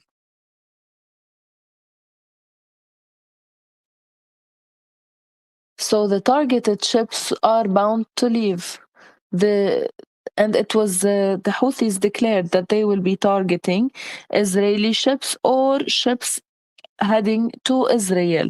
So Yemen today is growing more and more honorable and more dear in the eyes of its friends and in the eyes of its fellow states in the Islamic world, because they have taken this pledge to fight alongside the people of Gaza. As for the people of Gaza, the children, women, and civilians of Gaza, the West Bank, and Jerusalem, on those people we rely, on their resilience, on the videos we see on social media of their heroic acts, of the courage of the fighters who are fighting every day. These are the source of hope. Dear brothers and sisters, my last words regarding Lebanon, I extend them to the families of the martyrs. We are proud of you. I hear what is being said about you on the media.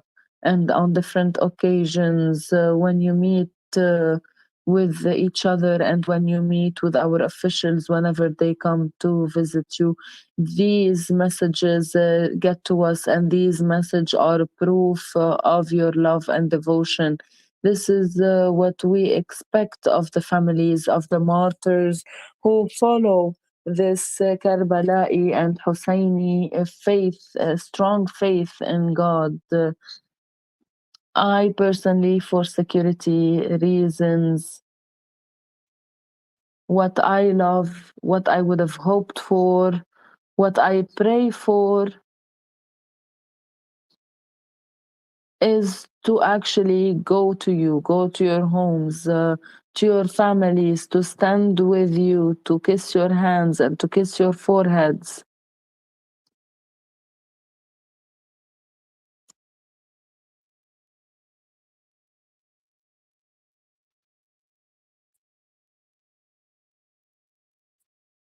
You are the pride of this ummah. You are the compass of this ummah, also for the families of the injured, and for those who stand in patience, for the displaced, and for those who remained in the frontline villages.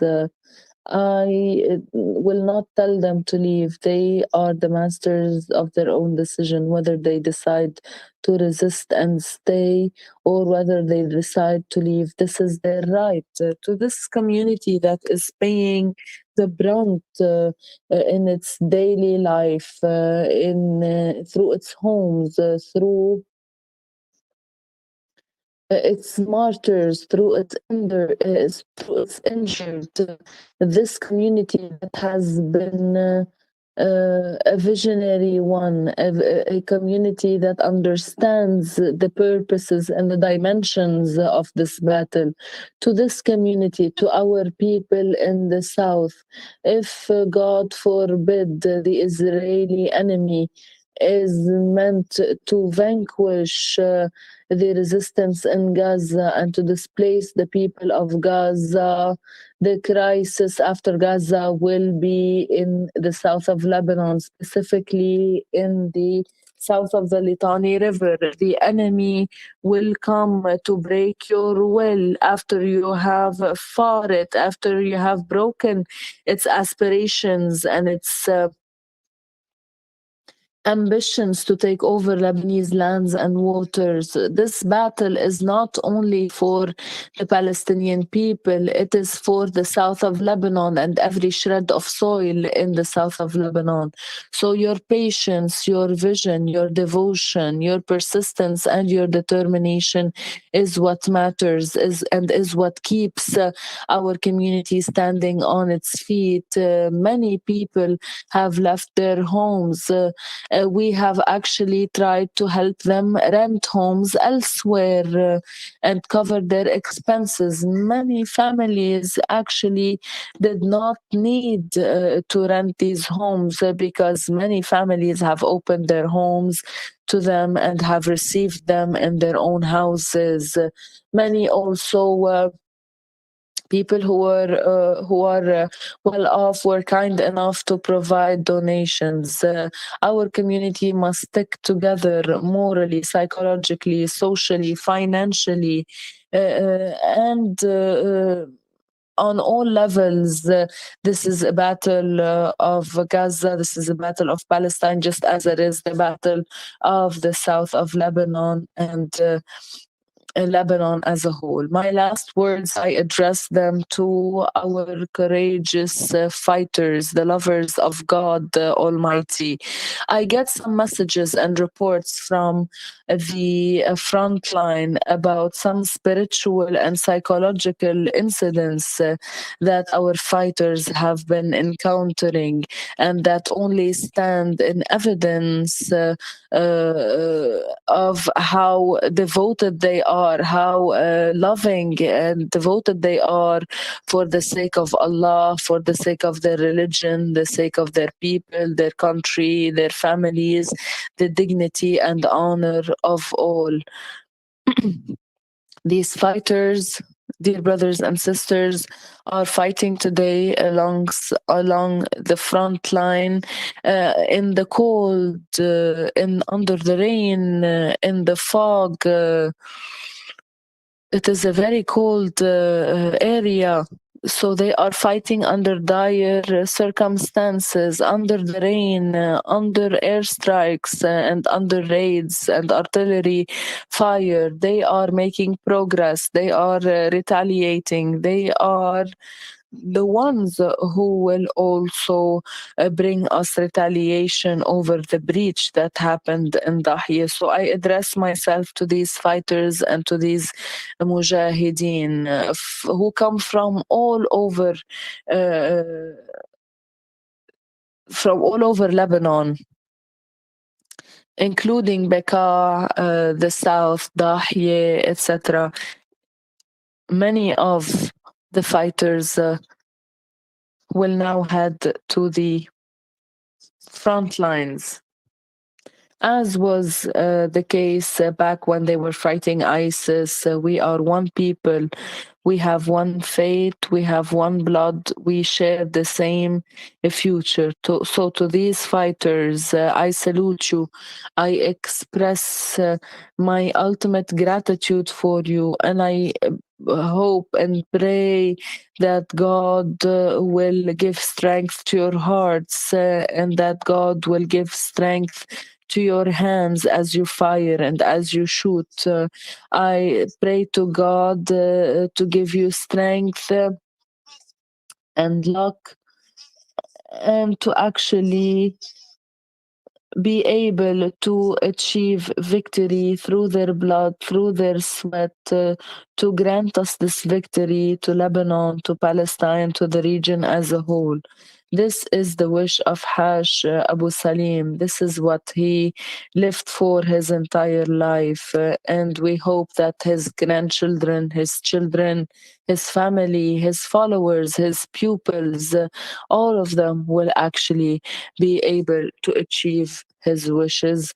Once again, to his pure soul, I pray for the peace and blessings of God, and I pray for the souls of all the martyrs, and Al-Fatiha prayer to his soul.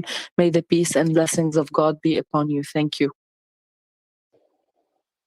This is it. Hadi, James, Ibrahim, what do All you right. think? So, like me and Yes. James and others said before, that it's basically he's recounting the achievement of Hezbollah on the borders and what they did from 3 months until now.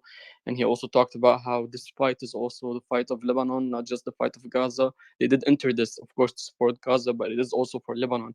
And he did talk about the opportunity. This is a historic opportunity for the resistance and Lebanon to liberate Lebanese occupied territories by Israel, like Al Ghajar and Kfar Shuba and Mazara Shaba farms.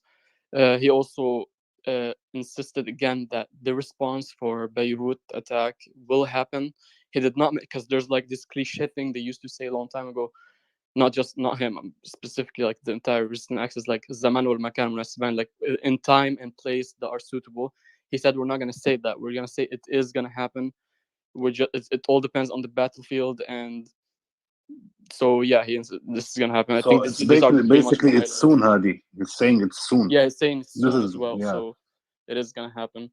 So these are pretty much the highlights. Other than that, he talked about the achievement of basically the guy they were mourning in this event. Also, what we can add to that is that lately, and it's been visible in multiple of his speeches, especially from the beginning of the war, he's been more political in the sense of he's not anymore as aggressive. He's not anymore like as direct as everything. He's been playing it much more smart, in the actual sense of where he's trying to play diplomacy. He's trying to play the regional effect. He's enabling the other actors. He's enabling other actors like the Houthis, like the Iraqi. He's talking to the axis of the resistance. He's acting like a leader of that axis in the in the fact that all of them do actually listen to him. And then he played also politics in Lebanon. He was like, I'm not going to talk about the presidency, but what we have as an option here, and what you need to understand is that this fight can end up with a solution to that northern border. We can find a solution to identify the limits of that northern border and get back the land that are taken from us, that are occupied from Lebanon, and establish ourselves as a strength on the northern border a lot more than we used to before. We need to really talk about the fact that that's the second time where he technically ignores Israel after going through the first part of the speech where he talks about the losses and everything, and goes directly at the US. He attacks Blinken's, he attacked the Ministry of Defense, he attacks Biden directly. That's very important to point out. That's something that is not rare, but we're in this situation not focusing on the direct enemy, but thinking about the global, explaining the global understanding of the war, going on a macro level to his population, shows his position as like a leader of a coalition, of a group. So that's something that's quite He does speak like a leader. from the other side. Mr. Haidar, I saw you disagree with what James said. Yeah, totally. Because this speech has two indirect messages. If you notice that he just gave Israel the solution for calming the South Jordanian war. He just you have to give us back the Lebanese lands. About the Gajar and that's points.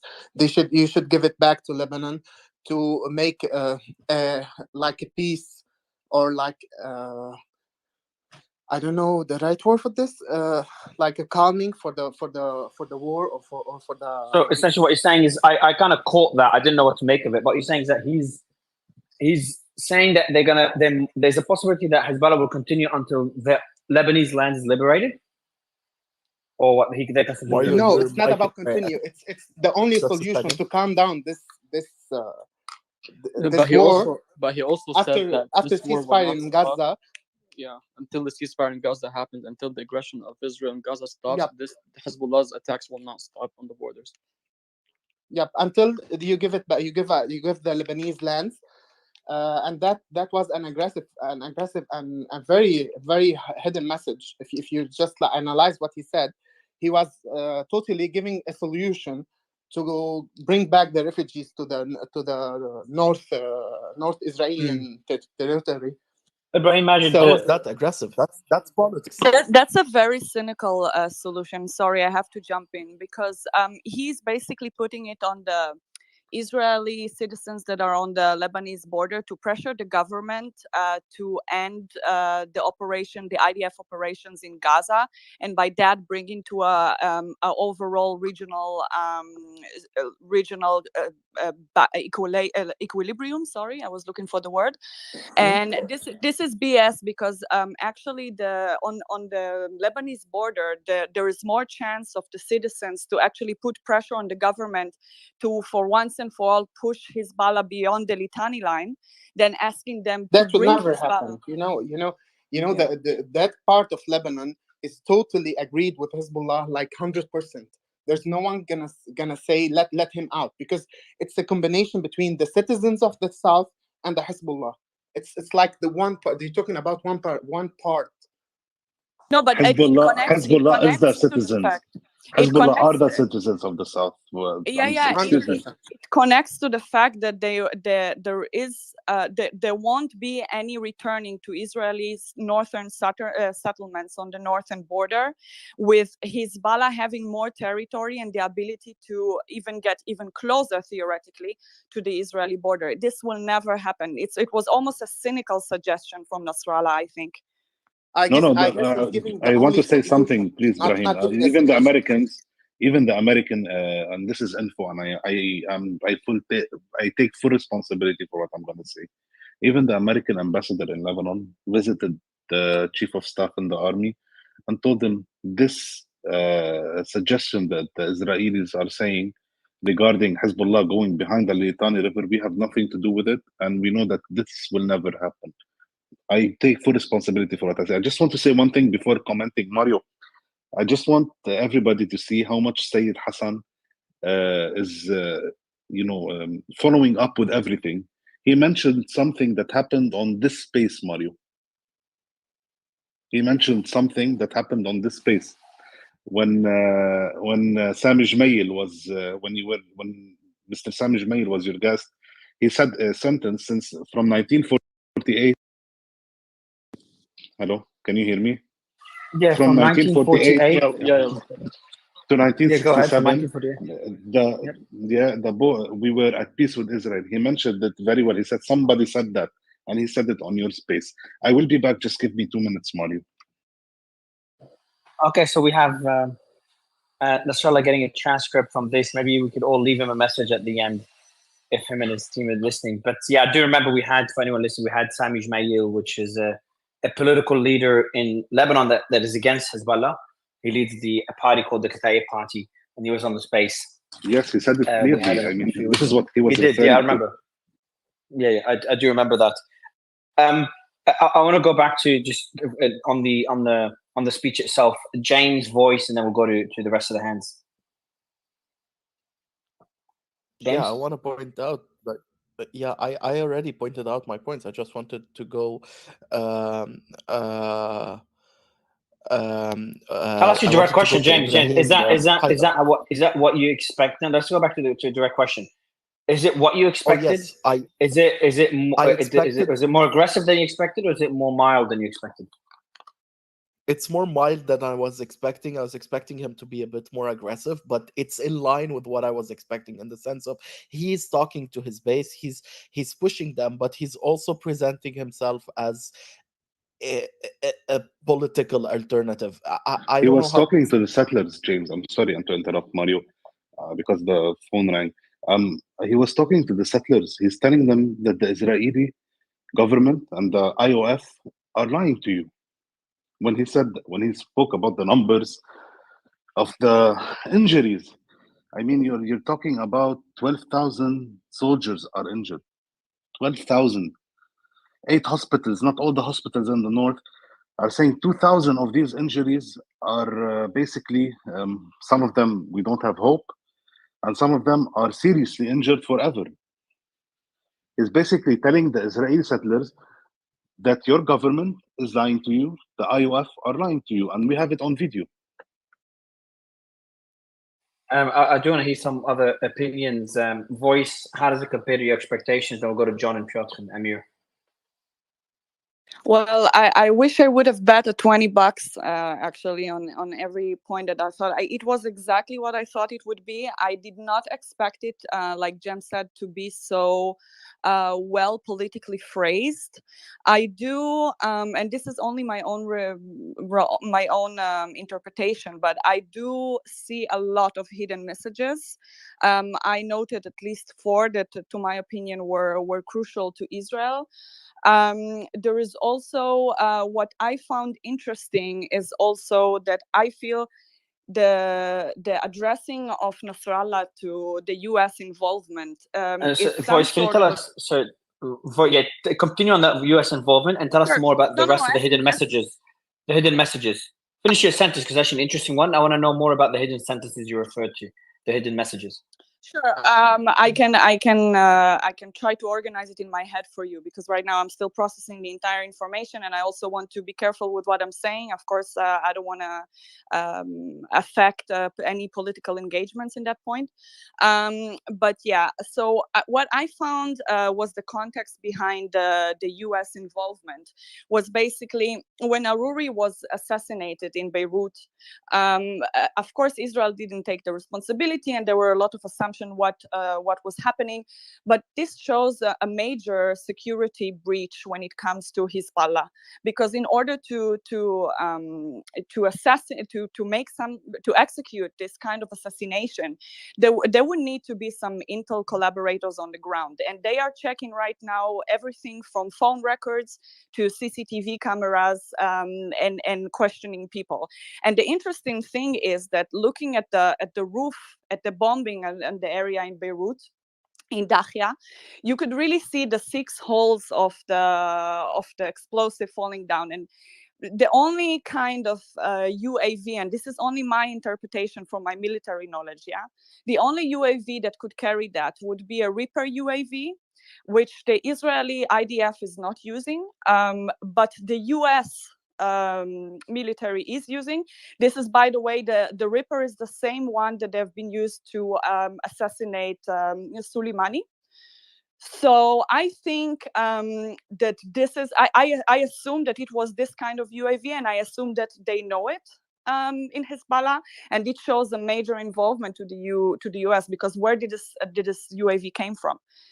Israel don't own it, So this is what I think, that he's sort of telling them, we know that it was you who gave the IDF this kind of UAV. But the problem, it was not assassinating al-Aruri. I mean, this is not a secret. The Israelis know it. It was not. No, it's not secret. I'm just explaining it to the crowd. Yeah. It's not agents on the ground. There was a technical mistake that they did.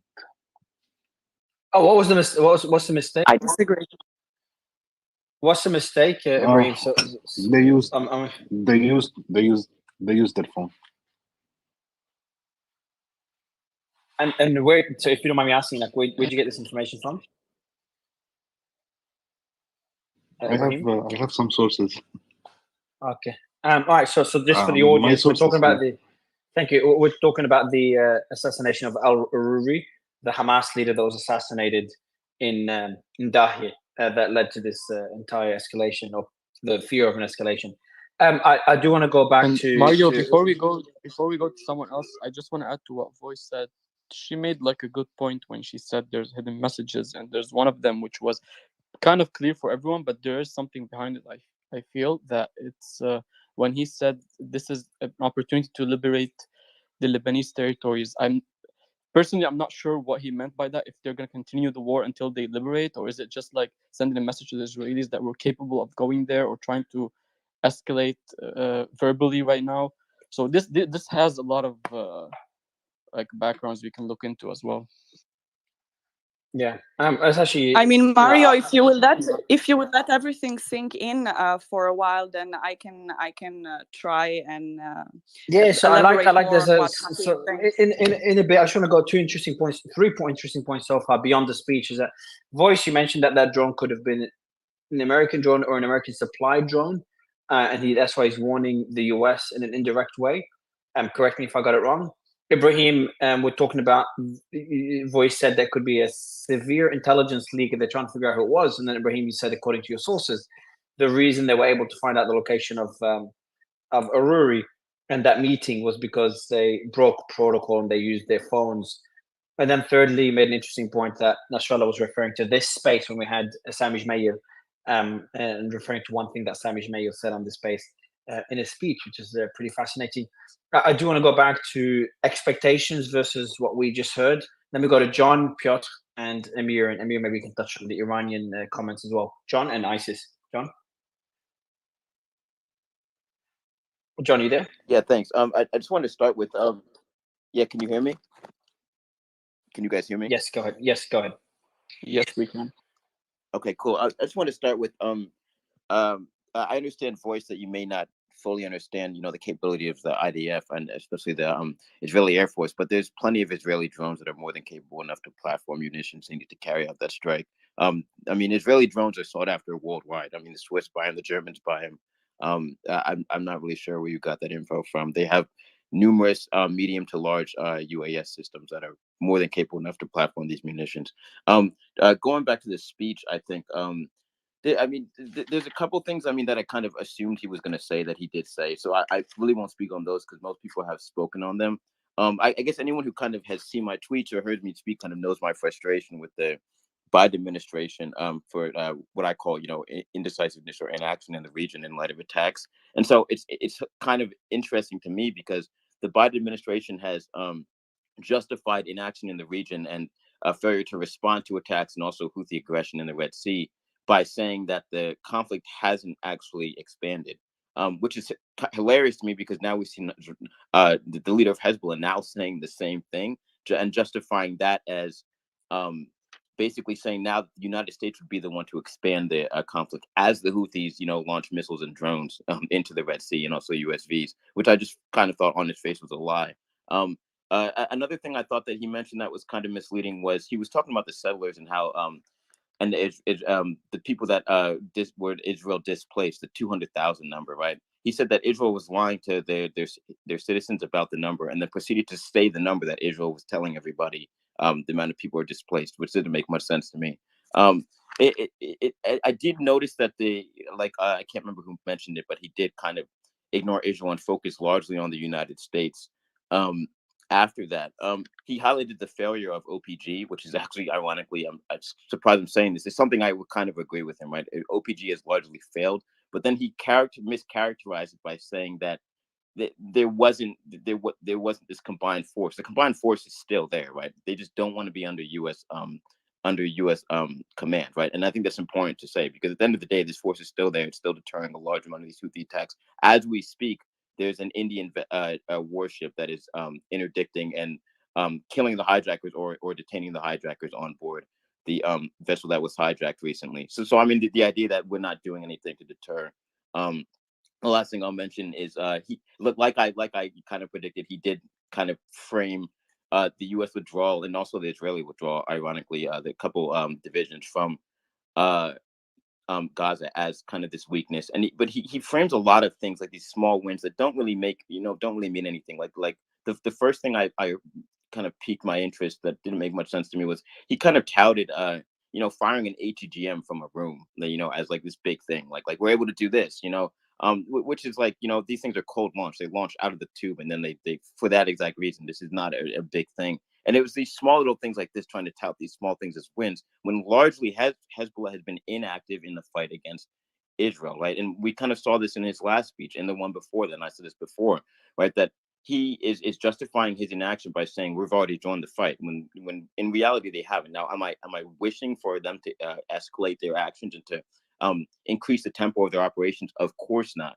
But it just doesn't make much sense to me that he would say, well, it does kind of make sense to me, because he's trying to justify them as being in the war when they haven't really increased the tempo of operations. I said that was the last thing. I will say one more thing.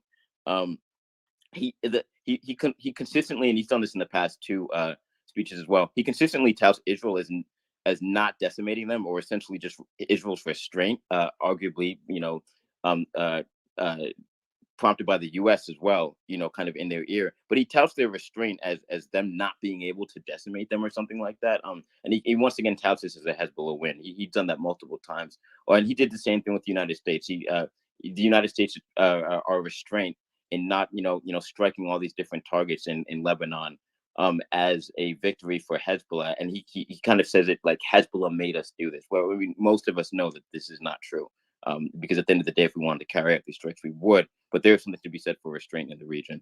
Same thing can be said for his messages to the Islamic resistance in Iraq. I do think he actually, one thing I did want to mention as well is there was something he said in the last speech that kind of essentially came true the day after, right? 2 days ago, he mentioned how continued U.S. strikes will prompt the groups and also the government within Iraq to kind of call for the expulsion of the coalition and U.S. forces in the not only the region but specifically in Iraq. And we literally saw this happening.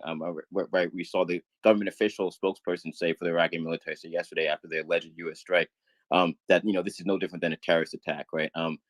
So he kind of, and I think he doubled down on that today after the strike yesterday. I mean, I think rightly it's just good. That's good business. I wouldn't expect him not to. But yeah, that's kind of my wrap up for the. Yeah, John. Piotr, where do you stand on the speech? Yeah, it was shorter than I anticipated, so I'm glad I didn't bet with anyone how long it would run. It was. Let's think about it. What did he say? He said that he mainly focused on what Hezbollah has done already. It was retrospective. It was a sense of justification that they've done many things already, and that it's not necessarily paramount that they do more things, at least, that could take it to another level of escalation. There will be some form of response, But again, we don't know what that response is because Hezbollah themselves, I don't think, have fully decided what it is they want to do. Another point that was quite interesting is the distancing. They are distancing themselves. He basically applauded and congratulated, lauded the individuals that have already carried out these, these amazing achievements, these things in defiance of Israel, and obviously, as we've noted, surprisingly a little bit more than I expected, the United States. So he was essentially sort of saying, you guys, if you want to go and do that, we will be behind you. Very interesting. So Hezbollah themselves don't necessarily want to go to that extent. So I read this speech, I listened to this speech, and it was mainly retrospective. It was mainly congratulatory. It was mainly commemoratory of the individuals, and I do not see anything in there that, or very little, that really makes me tremble with absolute fear that we're going to see some massive geopolitical shift. I'm not playing it down. Of course, it's an important thing, and we need to obviously pay attention. So, can you elaborate on the massive geopolitical shift? Massive geopolitical shift, meaning that if Hezbollah were to get involved, I don't think that we're on the verge of a change in the status quo. I think that there will be a response, but as I mentioned at the beginning of the chat, a limited warfare response, like a measured response. I think that they might encourage others to do it, and that leads me to the second to last point, which is that it's what I mentioned on Wednesday, which is that Hezbollah is sounding more and more like the front man. He wants to, I think actually John said it, or was it James said it, that, you know, he is being more political. He wants to be seen as the responsible flag bearer of all the axis of resistance, the proxies, and therefore he knows he has a certain degree of responsibility versus, say, the Houthis, which are a little bit more volatile. So I think he's increasingly taking this role of like, well, Hezbollah, we're going to respond as and when we want, and it will be measured, but we're going to try and disseminate more of that, kinetic response from the Houthis or the Islamic resistance in Iraq or whatever it is. I feel that there is less appetite at this point for Hezbollah to do something of a major escalation. Also, just because if they wanted to, they wouldn't advertise it; they'll just do it. There's no need to do it. And as to the last point was on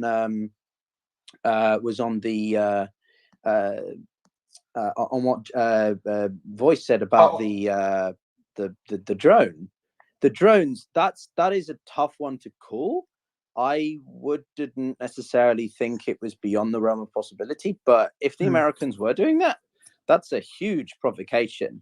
And considering that the United States is saying everything diplomatically, like we don't want this to worsen, we want Israel to draw down in Gaza, and then for them to go and supply the drone or whatever it was to then take up the thing. Agreed. That's quite a change in that. That's quite conflictive. The military doing one thing versus the diplomacy communications. Yeah, so I think I've got. I think I'll move away from the drone. Just no good. I think it's a great recap because I do want to wrap the space. And I don't want. I think all of us agree. And does anyone disagree? If anyone put their hand down, so James, Amir, Ibrahim, and Voice, go put your hand down. Does anyone disagree that Hezbollah does not seem like they want to escalate this? Does anyone disagree? Unmute or put your hand up. Does anyone think that Hezbollah wants to escalate this, and this speech shows potential escalation? Okay. I don't disagree. I don't disagree that Hezbollah. At the end of the day, he said it himself the other day that they do not want a full scale war. Yeah, he always they made it clear. But they're clear about not wanting a war, and he keeps emphasizing on the fact that Maidan yuqarrar, so the field will decide. So it's not their decision, or like kind of like this kind of, let's say, officially the Israeli decision. It's on what happens on the ground, and they take things from there. But there's not an official decision for them to escalate. That doesn't exist. Agree. Voice, do you disagree? Do you think they will escalate after the speech? But keep it brief. Sure. I don't think they want to, but I think they will. Okay. Amir? Brief. I know you didn't get a chance to speak, but I do want to wrap up. Yeah.